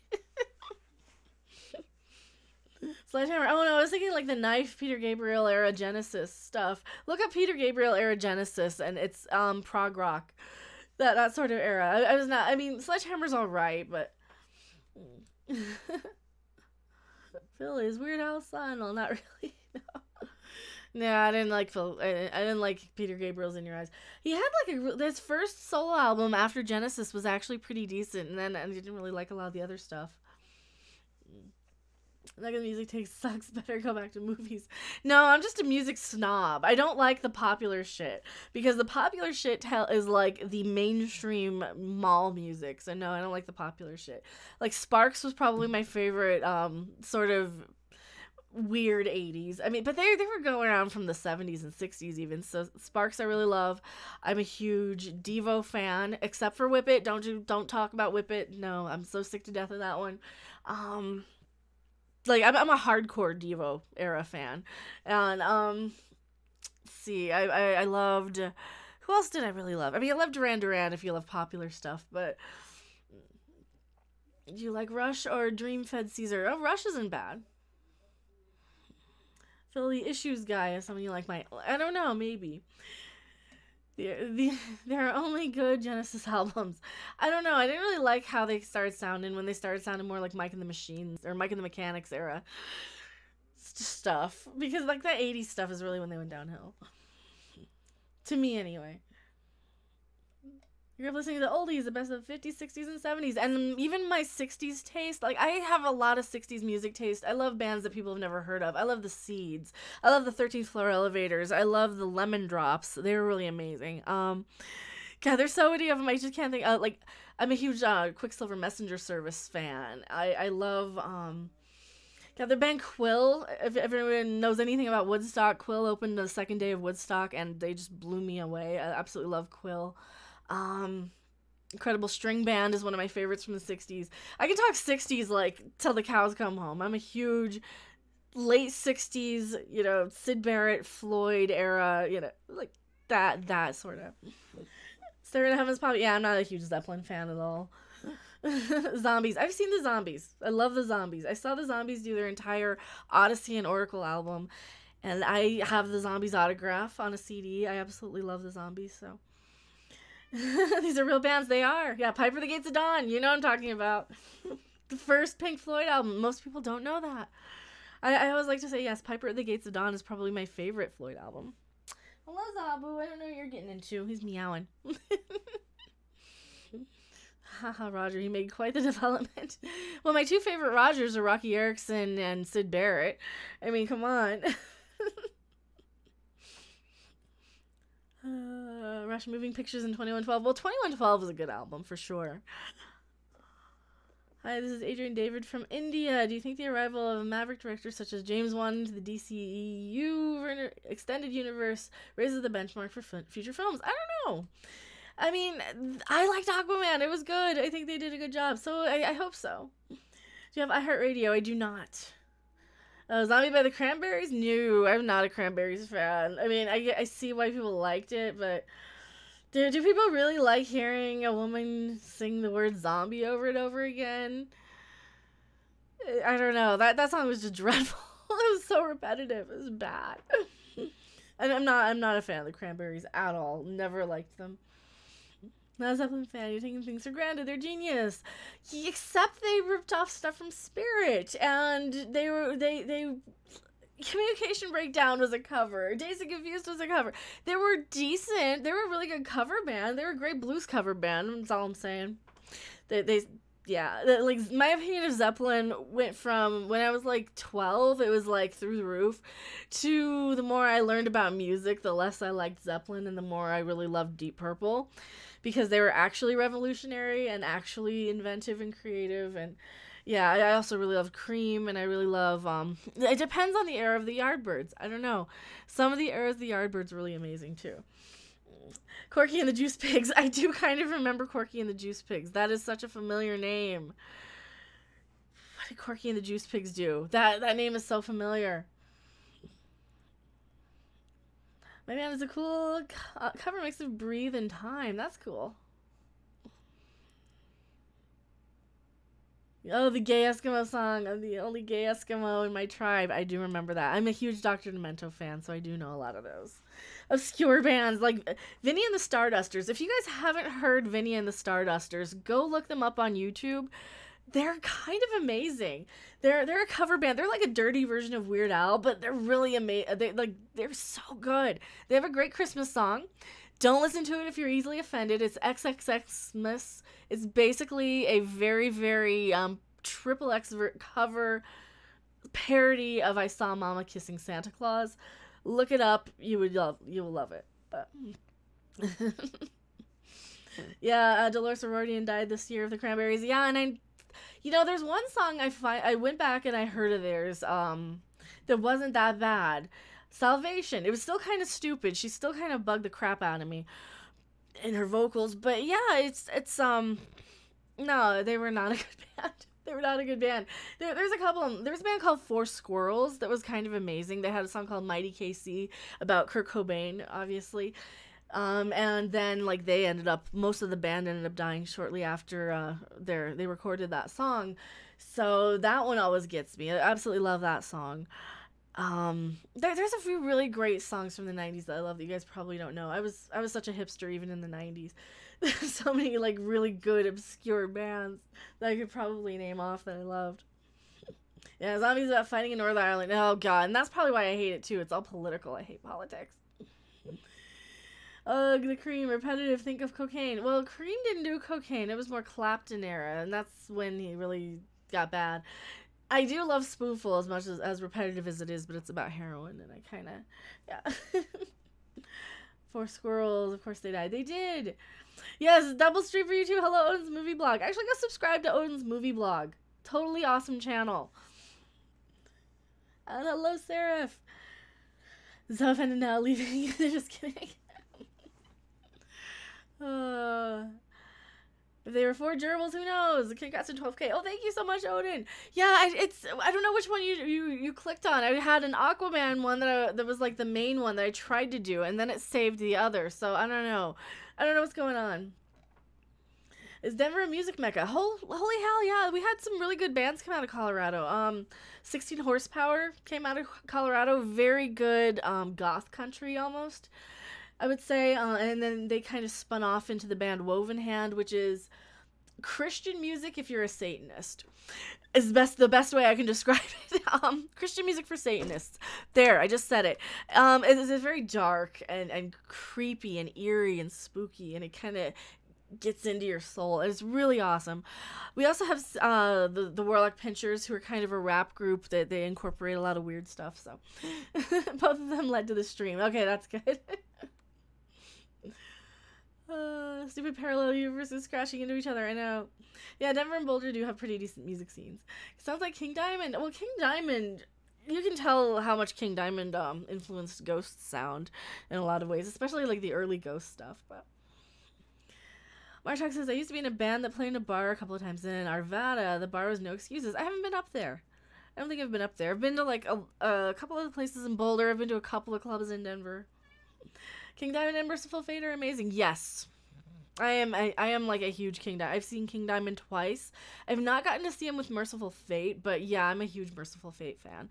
You know, everybody says like Melissa's the best Merciful Fate album, but man, Don't Break the Oath is so good too, and Time even has some really good stuff on that. There's some good Merciful Fate stuff. Yes, if you love metal, absolutely. I am Yeah, I'm a metal person. I'm a power metal person. I love Blind Guardian. They're one of my all-time favorites. I love Halloween, like the, Keeper of the Seven Keys era. Come the Sabbath is awesome. Come the Sabbath is one of the better songs. I love Merciful Fate and King Diamond so much. Now I want to go back and listen to it. Yes, Zabu, I see you. Is that your little hand under the door? Does he have his hand? No, he's just meowing. He's just howling. He wants in. Frank Zappa, don't eat the yellow snow. Oh God, don't eat the yellow snow. And the kind of the best Frank Zappa song is probably Muffin Man. I don't know. I love that one. Fields of Neppelheim. Was that in Old Town? Was what in Old Town? Good Christian man, Messiah, prophet, and saint. If you like Judas Priest, I like Judas Priest. I don't know if I can deal with a lot of Christian music. It really depends on the Christian band. Because, I mean, I'm a huge Ghost fan as well. Like, I really like them because they're like not metal, but they're metal. They're metal influenced. They're like influenced by all the good obscure bands that I really love. Like 45 Grave seems like they would be influenced by, or Ghost seems like they would be influenced by 45 Grave and Merciful Fate and the Pet Shop Boys and, all these sort of weird bands that they kind of, Army of Lovers for some reason from Beavis and Butthead days. Yeah.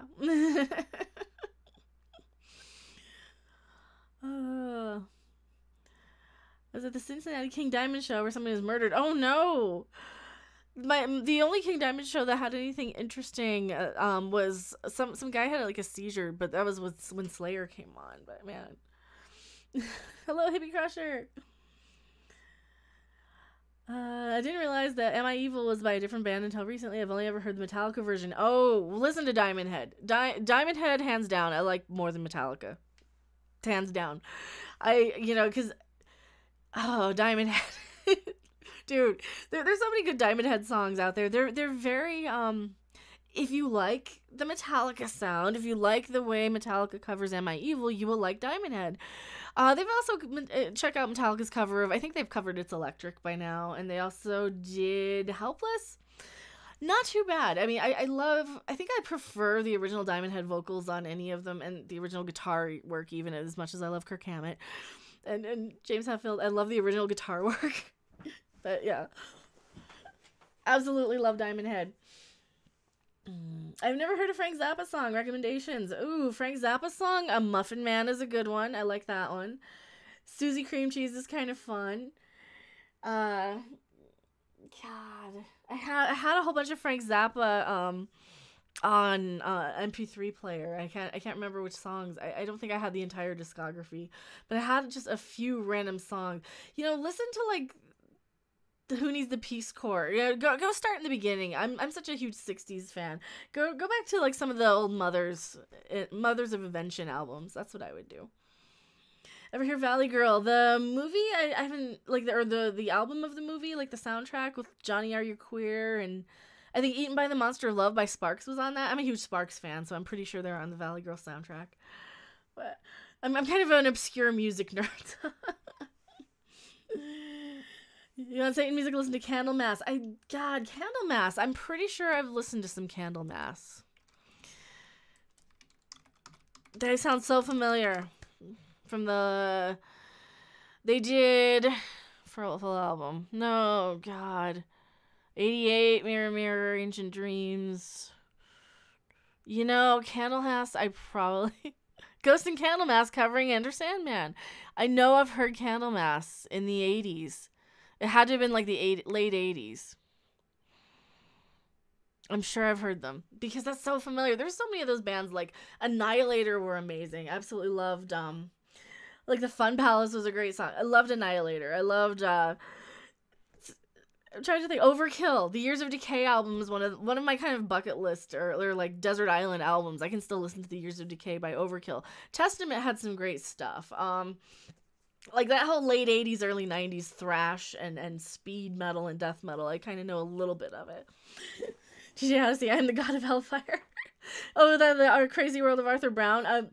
The Crazy World of Arthur Brown stuff was pretty good too. A little bit. My talk favorite 50s, 60s songs: Smoke Gets in Your Eyes, The Wanderer, Little Runaway. Those are good choices. Well, you can't go wrong with like Dion and the Belmonts or even Del Shannon. You can't go wrong with any of those. Alice in Hell, yes. Alice in Chains. I actually got to talk to the drummer or the bass player. I can't remember.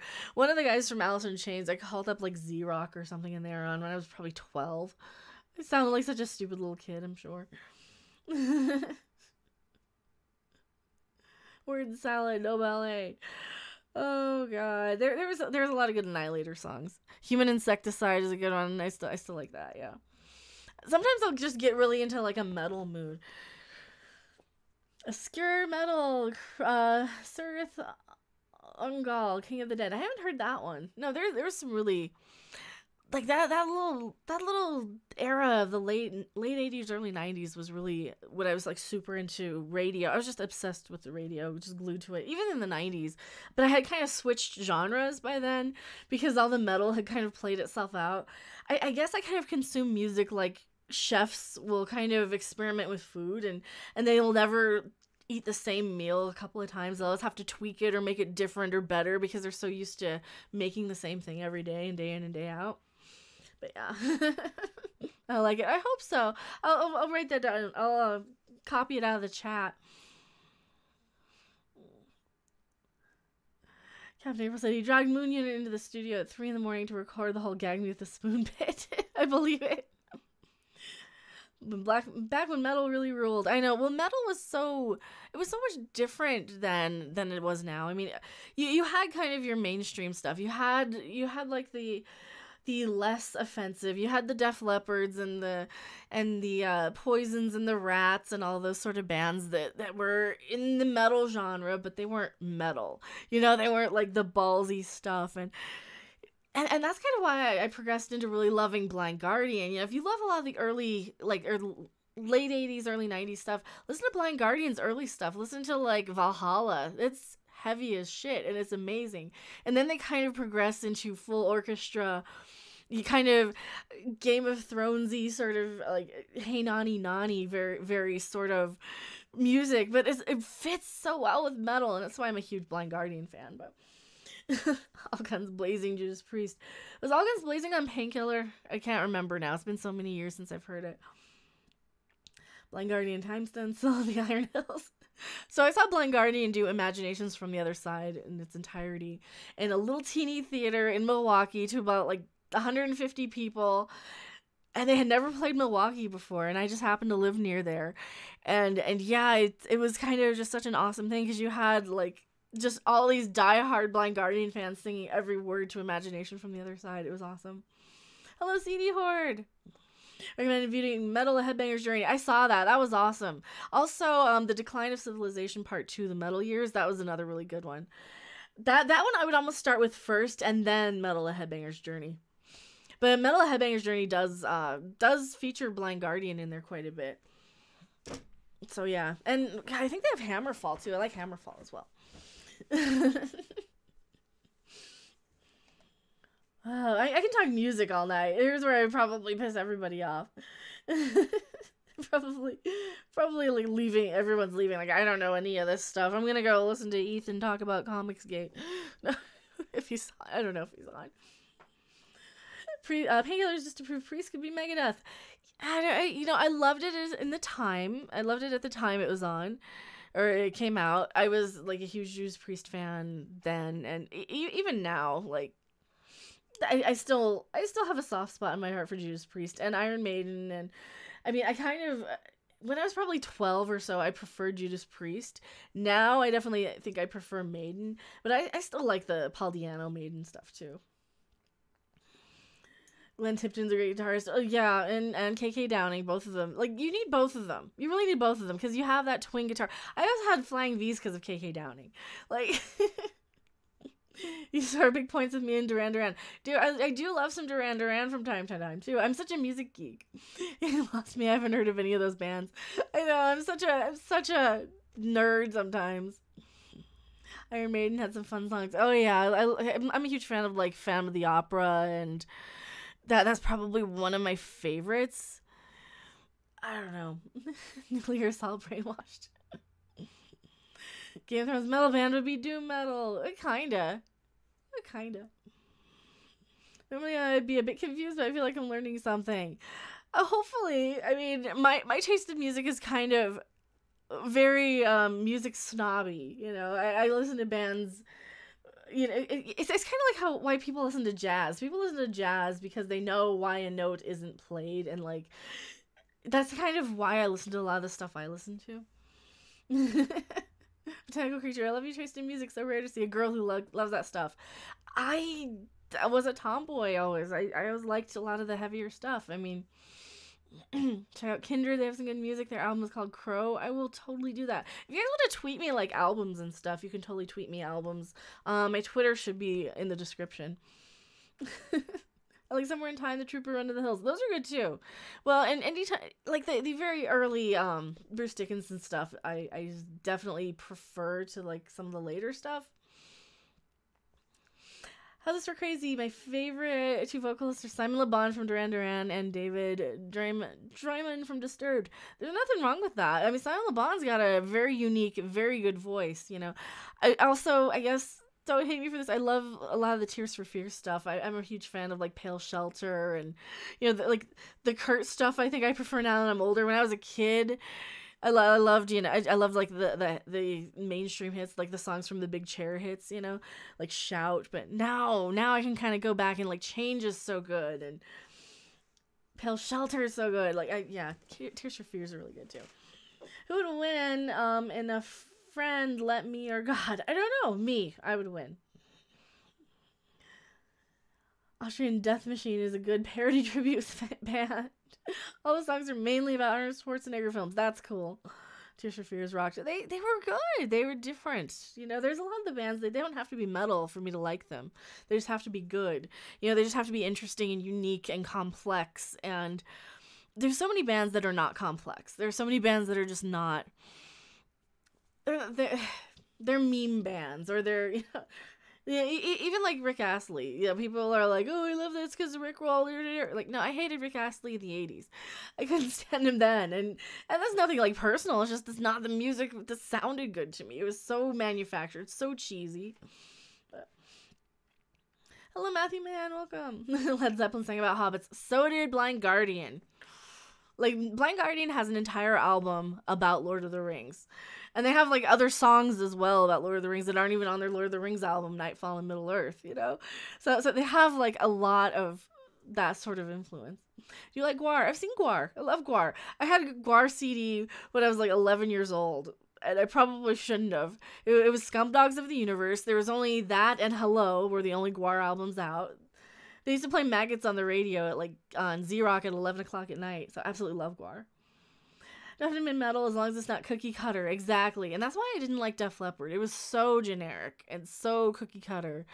And yeah, I mean, no. I have to look that up. We got some old drum and bass. What do you mean? Opera, orchestra, or show tunes? Probably show tunes, because I like singing. I mean, and maybe opera. It depends on the opera. I completely forgot about Gwar. Remember Preschool to Prostitute? Yeah, absolutely do. Favorite Priest song? Let's see, Damien X247. My favorite Priest song is Hard as Iron off Ram It Down album. Only discovered it this year. See, that's a good choice. I like a lot of their kind of earlier stuff. I like the kind of Hero, Sad Wings of Destiny stuff quite a bit. Like Victim of Changes is probably one of my favorite Judas Priest songs, and I know it's an odd choice because it's so 70s sounding, but it's got some really heavy moments, and I love it. I still love a lot of Judas Priest stuff too, but the Hellion Electric Eye I still have a real soft spot for. Last good metal song, what was Ghost's last really super metal-y song? Probably whichever song, like. I mean, Zenith is kind of metal. I'm trying to think of what Ghost songs are super metal. Because, like, nothing they've had in the past couple albums has been super duper metal. It's all been metal ballady stuff. But pretty much anything by Ghost is probably... If you like metal and you like a lot of the Merciful Fate stuff, you'd probably like them. Best pure metal Priest song is Riding the Wind. That's good, too. The Kills. I don't think I've heard The Kills. Drum and bass is a genre from the UK originally. Then I've probably never heard of that genre. It's probably... You heard of klezmer. It is a Jewish genre. I've heard of like the klezmer conservatory, and they have an interesting cover of Miserlou. But no, I don't know about the drum and bass genre. And Zydeco. Oh man, see, some of this stuff I do like. Bulgarian folk music. That pretty much anything that's a Bulgarian female vocal choir I will listen to. Absolutely, I love that. So I like Lebanese belly dancing stuff quite a bit. I like there's a really good Palestinian sort of wedding group I like. I don't know. I have a lot of weird world music tastes too. You ever heard the YouTube guy 33 E-Rock doing a metal version of Doctor Who? I've heard some of his stuff. I don't think I've heard his metal version of Doctor Who though, because mostly Seraph will play like the anime stuff for me. He'll link me like, oh, here's this anime song you've never heard of. Or like, oh, thanks. I need to hear the metal version of it. Thank you. Did you ever listen to the Gregorian chant in the 90s? I didn't listen to the Gregorian chant in the 90s. The closest I came to in the 90s with Gregorian chant was when the Electric Hellfire Club sampled it in their song Jack the Knife off of the Kiss the Goat album, which is one of the best albums ever made. Actually, Electric Hellfire Club is probably hands down one of the best bands ever. If you like bands like Ghost, but you want a little bit more of techno, you might like Electric Hellfire Club because they're very much in the same vein. They're weird though. It's actually no. You probably maybe I don't know. I'm such a music snob. None of my taste like crosses over because I'm also a huge Madness fan. I absolutely love the band Madness from the UK. So CD Horde isn't being respectful. Spam is the Georgian chant group. Jedi says, I've been listening to some of the synthwave stuff on YouTube lately. Some of it sounds like it's from the 80s. Yeah, it does. My only problem with that is that they never have vocals in synthwave. Like, you need singing to make these songs, because other than that, I'm not going to pay attention to it as background music. Didn't Enigma have Gregorian chant? I think they did. I think some of them did, yeah. Well, I know they had the Native American chanting stuff. I like the song Our House. See, the song Our House doesn't sound anything like Madness, though. It sounds like Madness doing a cover of another song, like another band song. It doesn't sound anything like any of their other stuff. My favorite Madness songs are like Baggy Trousers, Nightboat to Cairo, One Step Beyond. I love their ska stuff. I love their early stuff. You know, and they even have some good stuff like, God, like what you know, My Girl is a good one, and Tomorrow's Just Another Day. Madness has a lot of really good songs. None of it sounds like Our House. It is so weird.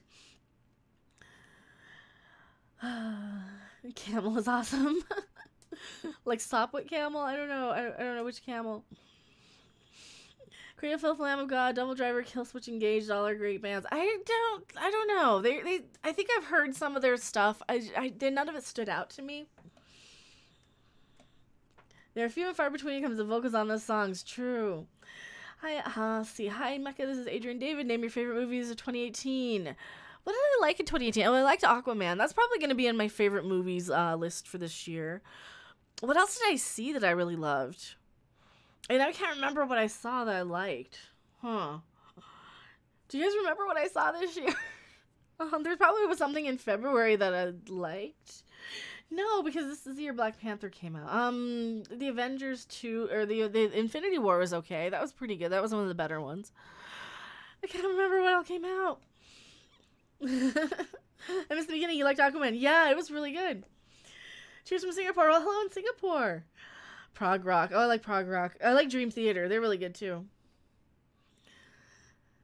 Mandy was great. Not many saw it or knew about it. I didn't see Mandy. Let me look up movies 2018.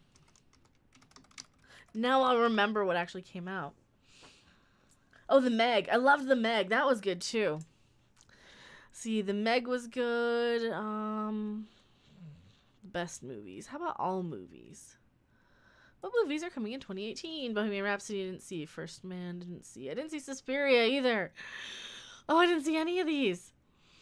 Yeah, I liked The Meg a lot. It was really fun. I didn't see that. I didn't see that. I didn't see any of these. All right, well, let's just put it on screen. I'll go through. Aquaman, I did see. I really liked Aquaman. It was really good. Did not see that. Didn't see that. Didn't see that. Nope. Nope. Haven't seen Bumblebee yet. I'll probably see Bumblebee. I didn't see Bohemian Rhapsody. Not gonna see it. Not gonna see Venom. No. No. No. No. No. No. Yeah, I did see this. It wasn't too bad. Infinity War. Ex Machina. That came out a couple of years ago. I really liked it though. Didn't bring up Roxy Music. I've heard a little Roxy Music. I haven't seen Mary Poppins Returns. I don't know. That one might piss me off. Didn't see that Robin Hood movie. Looked terrible. No, no, no. The Favorite looks fun. I might see The Favorite. No, no. God, I didn't see anything. I saw Ready Player One. I didn't like Ready Player One that much. It was alright. Bumblebee was really generic. I saw it in the theater full of teenagers. Yeah. Yes, to Jethro Tull. Oh, yes, and Jethro Tull. Yeah, Jethro Tull's really good. Jason Momoa is pretty cool. Jason Momoa was really good.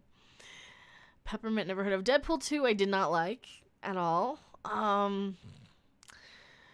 They remade The Little Mermaid. I didn't know they did already. What did I see? I didn't see anything this year. I've seen like 2 movies this year. How can I have only seen 2 movies? I didn't even see The Nun. Oh, I saw The Meg. I really liked The Meg. Pretty much every movie I've seen I liked. Did I see? I didn't see that. Oh, I saw Halloween. I didn't like it. Yeah, the one that's like of my genre that I saw, I didn't like. I wanted to see House with a Clock in Its Walls. I didn't see it. I wanted to see Suspiria. I didn't see it. I got no interest in seeing Hereditary. No interest in seeing Holmes and Watson. No interest in that. Solo. Okay, I saw Solo. It was terrible. Absolutely. It was absolutely terrible. Nope. Nope. I saw Rampage. I liked Rampage. Okay, yeah, I did really like Rampage. That was a good movie. Did you see the Emily Blunt horror? I did not. Did you see the Babadook? I didn't see the Babadook. I need to. I have it, and I haven't seen it yet. Solo was shit. Solo was shit. The Princess Switch. I didn't see any of these. Why haven't I seen any movies? I've seen nothing. I enjoyed Solo Runs and Hides. No, it's fine. It was better than The Last Jedi. Oh my god. Did I not see anything? I kind of wanted to see Game Night. That looked okay. I did kind of want to see it. I didn't see anything. Why didn't I see anything this year? I walked out of Evolution. Have you seen It Follows? I have not seen It Follows. I need to. I haven't seen any. I don't really like a lot of new horror, so I haven't really sat down and watched a lot of new horror. Goosebumps 2 came out. Wow.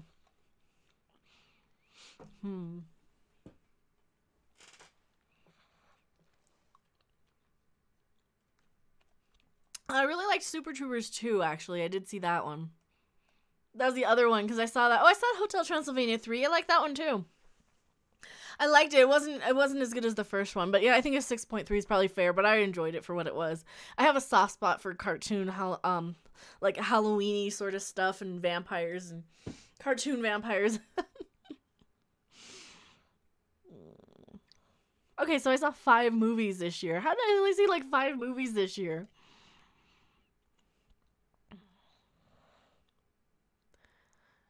Replicas. Isn't that coming out? Yeah, that's coming out next year. Keanu Reeves.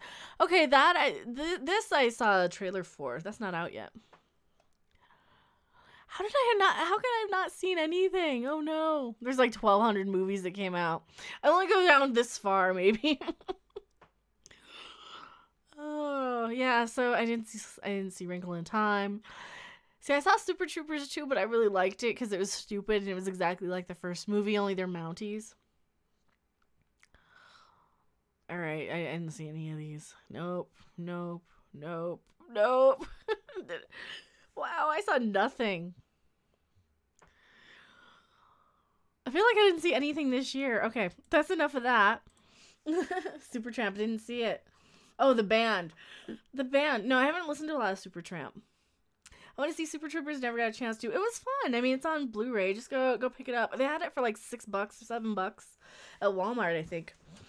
Are they haunted houses in Denver? Probably. I assume so. Dutch Van der Linde, do you like John Waters movies? My favorite of his is Female Trouble. Oh, Female Trouble is a great movie. I do love all the John Waters, the old ones. And hello, Darth Gavel. I have redone my hair. Yeah, I love Female Trouble. I love Desperate Living. I love Pink Flamingos. I love all the early stuff. I watched Hairspray a million billion times as a kid. In like the 80s, it was that and Nightmare on Elm Street 4 were the two movies I would always go and rent. Yeah, so I'm a huge John Waters fan. I love your taste in film. Well, thank you. I saw 5 movies this year, and one of them was Super Troopers 2. So, yeah, I have bad taste in movies. I loved Aquaman too. That was a really good movie. Eraserhead. Okay, Eraserhead. I have a story about.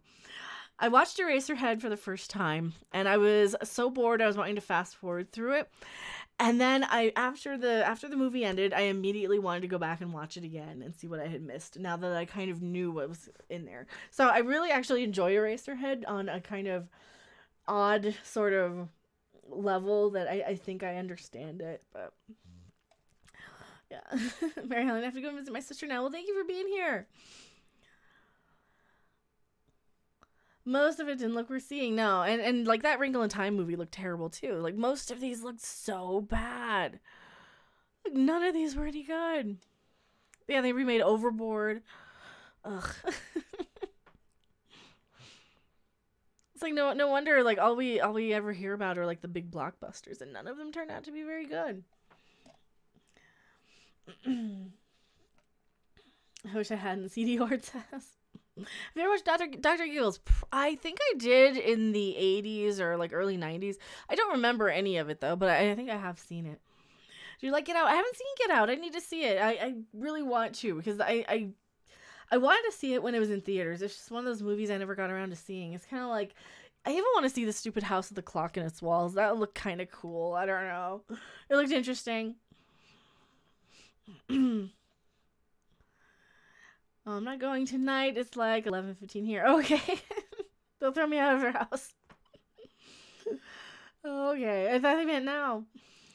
I don't mean Halloween haunted houses, but properties known for supernatural occurrences. Oh yeah, I'm sure they've had the ghost people all over. The closer thing is the Stanley. I'm actually a lot closer to the Stanley than to Denver. And the Stanley is, if anybody knows what The Shining like was kind of inspired by. It's the hotel that Stephen King basically was inspired to write, and I think he started writing The Shining in, and yeah, it's where they filmed a miniseries remake, a readaptation of The Shining. So yeah. Palpatine solo film is in need. I don't know if they need to do a Palpatine solo film. My father's band played there. Oh, I've been to the Stanley a few times. It's really cool. It's really creepy. But yeah, there's a lot of haunted stuff. The scene with River at the end of Serenity is pretty epic. I don't remember much of Serenity. I saw it one time. I've seen Firefly more times than Serenity. But yeah, I don't remember that much of Serenity. I think I preferred the series to the movie because too many people died in the movie. I don't know. So for me to head out, it's been fun. Well, thank you for being here. Yeah, I'll probably wrap up in maybe 15 minutes or so. Have the DVDs. Oh, also, if you guys didn't know, I did get a P.O. box, and it is linked in chat here. Let me grab that. Here's the P.O. box link. Where is it? Booped. So I did get copy. Boop. Is it not pasting? So I did get a P.O. box. That is the P.O. box address. And oops, I might have broken this. Oh, this might be why.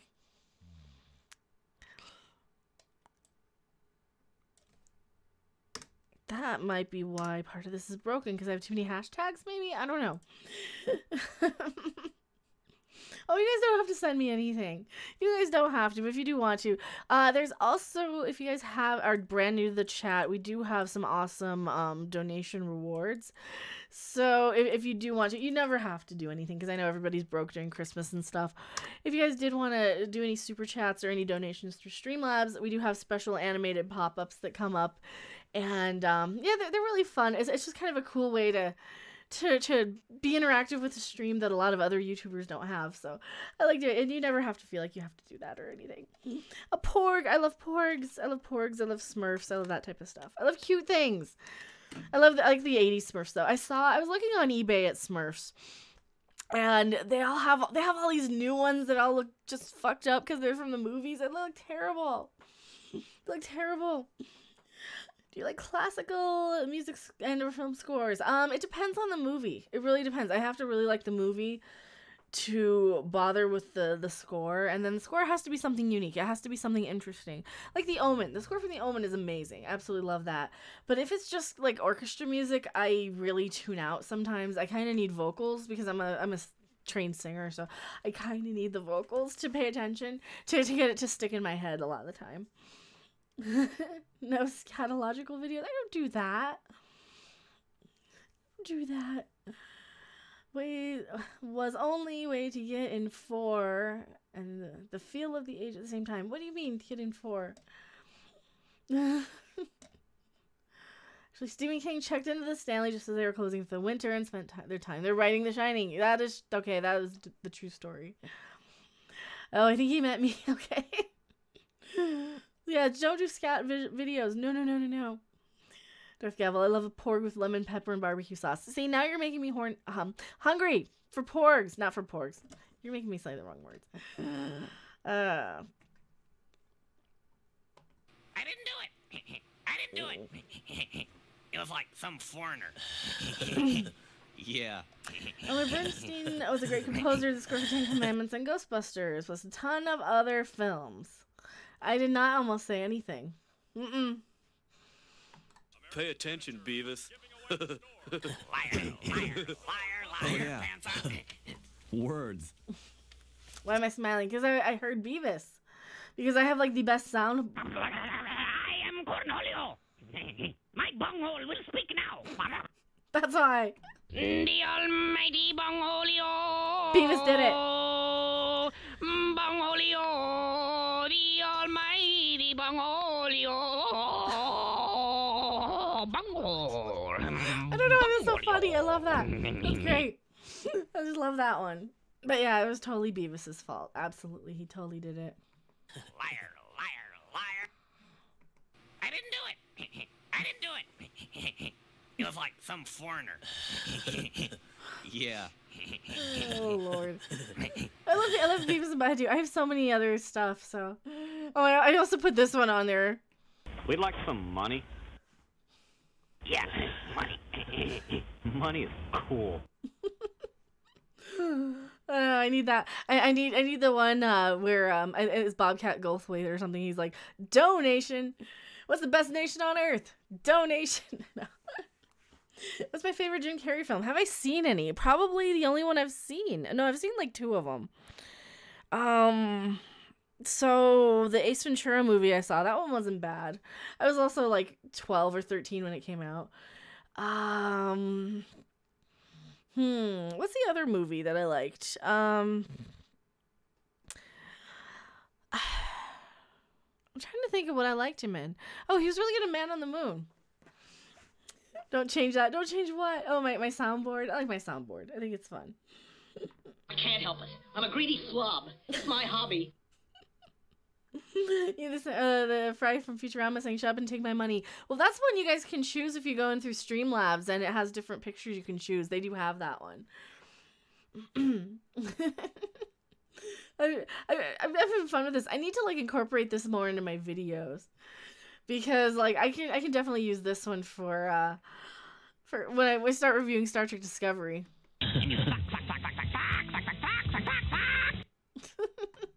Yeah, so I'm gonna be doing that one probably. Oh, Rascally Rabbit. What's up, Doc? We got him on here too. You have to have a cause. What do you mean a cause for what? For what? He was good in The Truman Show. Yeah, I guess Jim Carrey was pretty good in The Truman Show. I'm not the hugest fan of The Truman Show, to be perfectly honest. I mean, it's okay. It's just not like... I don't know. It's just not like the best one. It's alright. Yes, what's up, Doc? Pink bunnies. I don't have the pink bunny one. What do I have? I have like this one. Oh, drat these computers. They're so naughty and so complex. I could pinch them. You have made me very angry. Very angry indeed. I like that one. We don't need pink bunnies. We don't need pink bunnies. No, Daria was awesome. Oh no, Diarrhea was not awesome. I was not a fan of Daria. That show pissed me the fuck off. She was an SJW in the 90s. Like that's what all those kind of activists were. And they were just like Budinsky's and in your shit. Oh, I hated Daria. It was ahead of its time. I don't know if it was ahead of its time. I couldn't stand. I don't know. Oh, the Truman Show. You're talking about the Truman Show was ahead of its time.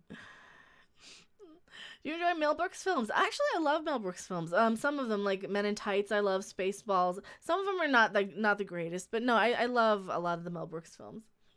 Daria's edgy now. Ugh. Daria was horrible. I hated it. Oh my god, it was horrible.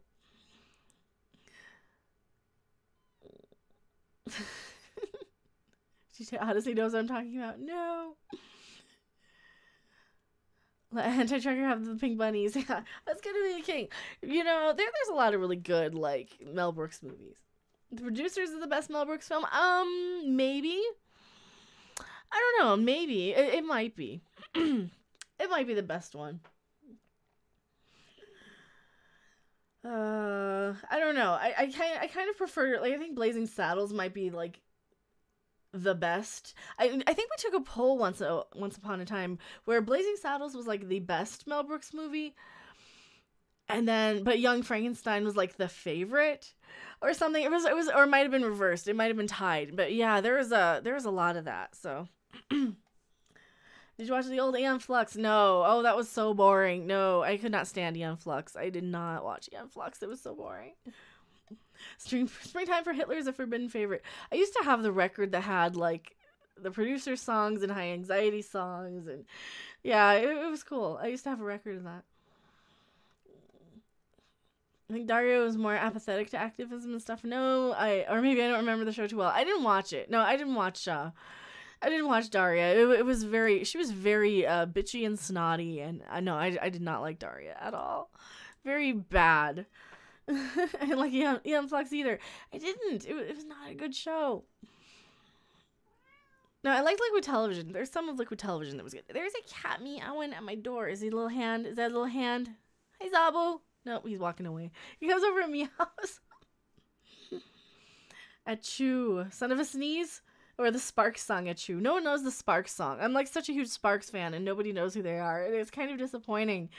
The Queen gets all the praise when Sparks was like kind of a better band musically in some ways, or they were a more interesting band musically. I don't know. Yes, the cat. He's always hanging out there. Captain April, I've got that Mel Brooks record. I used to have it. All my records I left in Vegas, so. A chew for Men in Tights. That's what I assumed. I assumed it was a chew, son of a sneeze. What did I say? I don't know what I said. I asked if it was a chew for Men in Tights. Charlize Theron's Aeon Flux is so bad it's sublime. I've seen reviews of that movie. It does not look good. Like that 90s sci-fi sort of era, like the late 90s especially. No, those movies were just not good. You had there's so many of them that like Greetings, my excellent friend. Oh, Gear Destroy, just subscribe. Thank you for being a brand new subscriber. Also, if you guys do subscribe while I am live and you have your subscription set to public, you'll see the pop-up and Rufus will welcome you to the stream. Yes, Dave Chappelle. Dave Chappelle, I think, was a chew. Son of a sneeze. Women think guys can change their minds like they can. What do you mean change their minds like they can? I mean, well, for me, I can love and hate something at the same time. There is no problem with that. Watch Charlize as the weed kicks in, you'll love it. Oh no, not Charlize Theron. No, I don't want to watch that movie. It looks so boring though. I mean, I've seen like the clips of it. I've seen, I think that Everything's Wrong With, if they had that, or it was something. I saw something about it where I basically watched the whole movie. And no. Are you a fan of 70s or 80s horror? Absolutely. More so than current. I really don't like modern horror, and I don't watch it, and I won't watch it. A lot of it anyway. It depends on what it is, but most of the new modern horror I won't watch. I love, like, the slasher stuff, the 80s. Like, I'm a huge Freddy Krueger fan. I'm a huge Hammer fan. I love Universal from, like, the 30s, 40s. Yeah, I love, like, old horror for sure. The Exorcist, my all-time favorite horror movie, Martok says. See, I think my favorite horror movie, I don't know. I love Return of the Living Dead and Nightmare on Elm Street 3 and 4. And I love... There's so many good ones. I mean, I also love The Lost Boys, which isn't really a horror movie. It's more of a comedy, but yeah. How are the 60s British pop music? It depends on what it is. Like, it depends on if it's, like, the more rock genre than, like, the kind of R&B soul. I probably know a little bit more. It depends, though. Your favorite Scream 2, Matthew Mann? See, that's what horror died for me, was, like, the 90s with Scream. So I never watched Scream because they looked kind of terrible. They looked kind of eye-rolling. They looked cringe back then because I was an actual horror fan. So... Herman's Hermits. I love Herman's Hermits. They were great. They were stupid. Lost Boys was terrible. No, I love it. Lost Boys rocked. My Special Purpose. Who's Special Purpose? Do you like The Breakfast Club? I didn't like it so much in the 80s and the 90s, but I kind of came around on it, and it was actually pretty good. I did like it once I got a little older, and I got a little less compared with one of the characters on the movie. And yeah, it's one of those things like when there's an episode of South Park where Cartman's like, God, everybody says I like Family Guy, and I hate Family Guy just because everybody says I would like it. And that's kind of how I was with The Breakfast Club for the longest time. Pet Cemetery was awesome. The original, yes. I'm not watching that remake. No. Scream brought horror back to its glory for a while. No, see, Scream just dug up a corpse of something that had died. You know, Scream did nothing for me. I did not want to watch it. It looked stupid. No, it was too 90s. I never watched Scream. The cast members of Breakfast Club grow on you. Yeah, I think you also have to watch it from the beginning. You can't just watch it like on HBO and come in the last half of the movie, you know. And that's how I watched a lot of movies as a kid, because you would just watch them. You had to kind of make an appointment to watch movies. So I would always see the tail end of something. So if something had a really good tail end, I ended up watching it a million times. Probably why I saw like Police Academy movies so much, because they were good in the end. No, they weren't. But all the horror movies were, so... Scream is super 90s. Yeah, see, I can't do the Scream movies. There's Donnie Darko, never watched it. It looked stupid. It didn't look good. Blair Witch. Okay, Blair Witch was interesting. It was not a good movie. It was an interesting movie. It was an interesting concept, but no, it was not a good movie. After Freddy Krueger and Jason, the Scream movies were tame and boring. Yeah, I mean, I already saw, like, Freddy Krueger and Jason, and I saw Texas Chainsaw Massacre. What the hell do I want to see Scream for? You know? They're all directed by Wes Craven. It doesn't matter. They're still crap. I mean, they still look stupid. They still look 90s cheesy cringe. And yeah, they didn't look appealing to me then, and I'm not going to watch them now. Have you seen Cube? 97? No. There's not a lot of good movies that came out in the 90s. You skipped my Phantasm and Jeepers Creepers. I have not seen Jeepers Creepers. I saw the couple of Phantasm movies, but it's been so long that I don't remember any of them. I saw them probably in like 1988, 89, like the first two. I don't remember any of them at all, sadly. That's how I am with a lot of horror movies. I watched like a crap ton of it at a specific time in my life, and I don't remember any of them, hardly. Like, I remember the ones that I watched a million times over, like the Nightmare on Elm Street movies, and, you know, a few of the Friday the 13th ones, and like Return of the Living Dead, but yeah, so many of them I don't remember. As the Child's Play Saga, I saw the first Chucky in the theater. The second, I don't remember if I saw that in the theater or not, but no, I like Child's Play quite a bit. They're remaking the series though, even though they just had a new one last year. It's kind of dumb. I don't know. Dead Calm with Kidman. Yeah, those are the best. If you look past the rabbit suit, Donnie Darko is actually a good movie. I don't like those type of movies though. It looked really boring. And it had that really bad cover of the Tears for Fears song. It became a meme, and no. See, I that would kill it for me because I've heard that stupid meme so many times. I can't even hear the original Tears for Fears song because of the stupid meme. So, Vampire in Brooklyn is my guilty pleasure. See, I like Polish Vampire in Burbank. That is a really good movie. It's bad, but it's fun. I mean, it's a terrible movie, but it's an entertaining movie. Yeah, Mad World. They have that weird cover of Mad World. Like, oh no, I can't do it. That weird slow cover. How about the Conjuring series? They're alright. They're really overrated. The one I saw, I don't remember the tail end of. I think I fell asleep during it. So that's why I say they're alright. They kind of are overrated in a lot of ways. We're all special snowflakes, better not melt. I know. But no, and this is really bad of me because we do the talking horror on Midnight's Edge After Dark. If you guys, I don't know if you guys are coming over from that or what, but no, I there's so many of these new horror movies I just don't like. And what about the paranormal movies? Oh, the Paranormal Activity movies, they're okay. They're entertaining enough. They're kind of garbage, but I can watch them. They're watchable. They're not good movies, but they're watchable. Conjuring 3 is supposed to start filming in spring. Yeah, it is. They said something about that recently. What do you think of Rob Zombie as a filmmaker? I think he has his fan base, and I think it's not me. I think he's definitely more in the kind of brutality, sort of Texas Chainsaw Massacre 1 sort of filmmaking school, and that's not the type of horror movies I like. I think, I don't know, I don't really like the really super brutal, super horrific ones. I like more the cartoony, like the Nightmare on Elm Street series or Friday the 13th. I think I like those better. But that's me. Rob Zombie is bad. I mean, he's an acquired taste. I can see why people like him, though. His take on Halloween is awful. See, I didn't mind it so much, but yeah, the original was better. So we've been going 2.5 hours. It's probably time to wrap. I don't like to do streams for like more than a couple hours. So is there anyone else streaming right now? I think YouTube is just acting up. I think YouTube is like having some issues, right? It seems like it is. Who else is streaming? Cecil's streaming. Stone Gremlin's streaming. They're pretty cool. Anti-Tracker is streaming. Oh, he got 7,000 subs. He's doing a mega party. I should not stream on top of his mega party.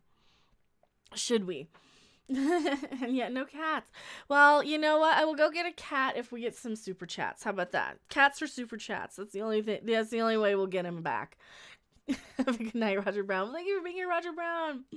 You're doing 2 streams at once. 80s hair Anna. Wow, 80s hair Anna. That's a new Anna account. No, it's everybody seems to be doing 2 streams at once. It's so weird. I don't know. It shouldn't be. Who else is doing 2? I don't think Anti-Tracker's doing 2. It's just from... It happened to Odin's movie blog, too. And I don't know why it did that. It must be something on YouTube, then. I'll catch you later and look forward to the future rants. May the female be with you. Well, thank you so much. Good night. Oh, thank you guys so much for being here. Because I know Odin's movie blog was on earlier. And it also did 2 streams for him. Let's see. I don't know if he saved it. I don't think he saved it. No, he didn't save it. Unless you become a big mouthpiece. What do you mean? Oh, YouTube is going to cut you off one day unless you become a big mouthpiece. Possibly. I mean, I don't really say anything that controversial, though, I don't think. I mean, I just speak common sense, but thank you so much for the streams. Well, thank you so much. I really appreciate you guys being here. It has been a super, super blast. And yeah, I think I might record like a separate little video of just kind of a quick Aquaman review, just to kind of get it up there, just to have like a short video. And I'll probably privatize this one because I don't think people want to sit through a 2.5 hour stream. And it looks like it screwed up something anyway. So yeah, thank you guys so much for being here. And I will do a quick kind of review of Aquaman and have that up probably tonight. So Thank you guys so much, and I will see you on the next live stream. Bye.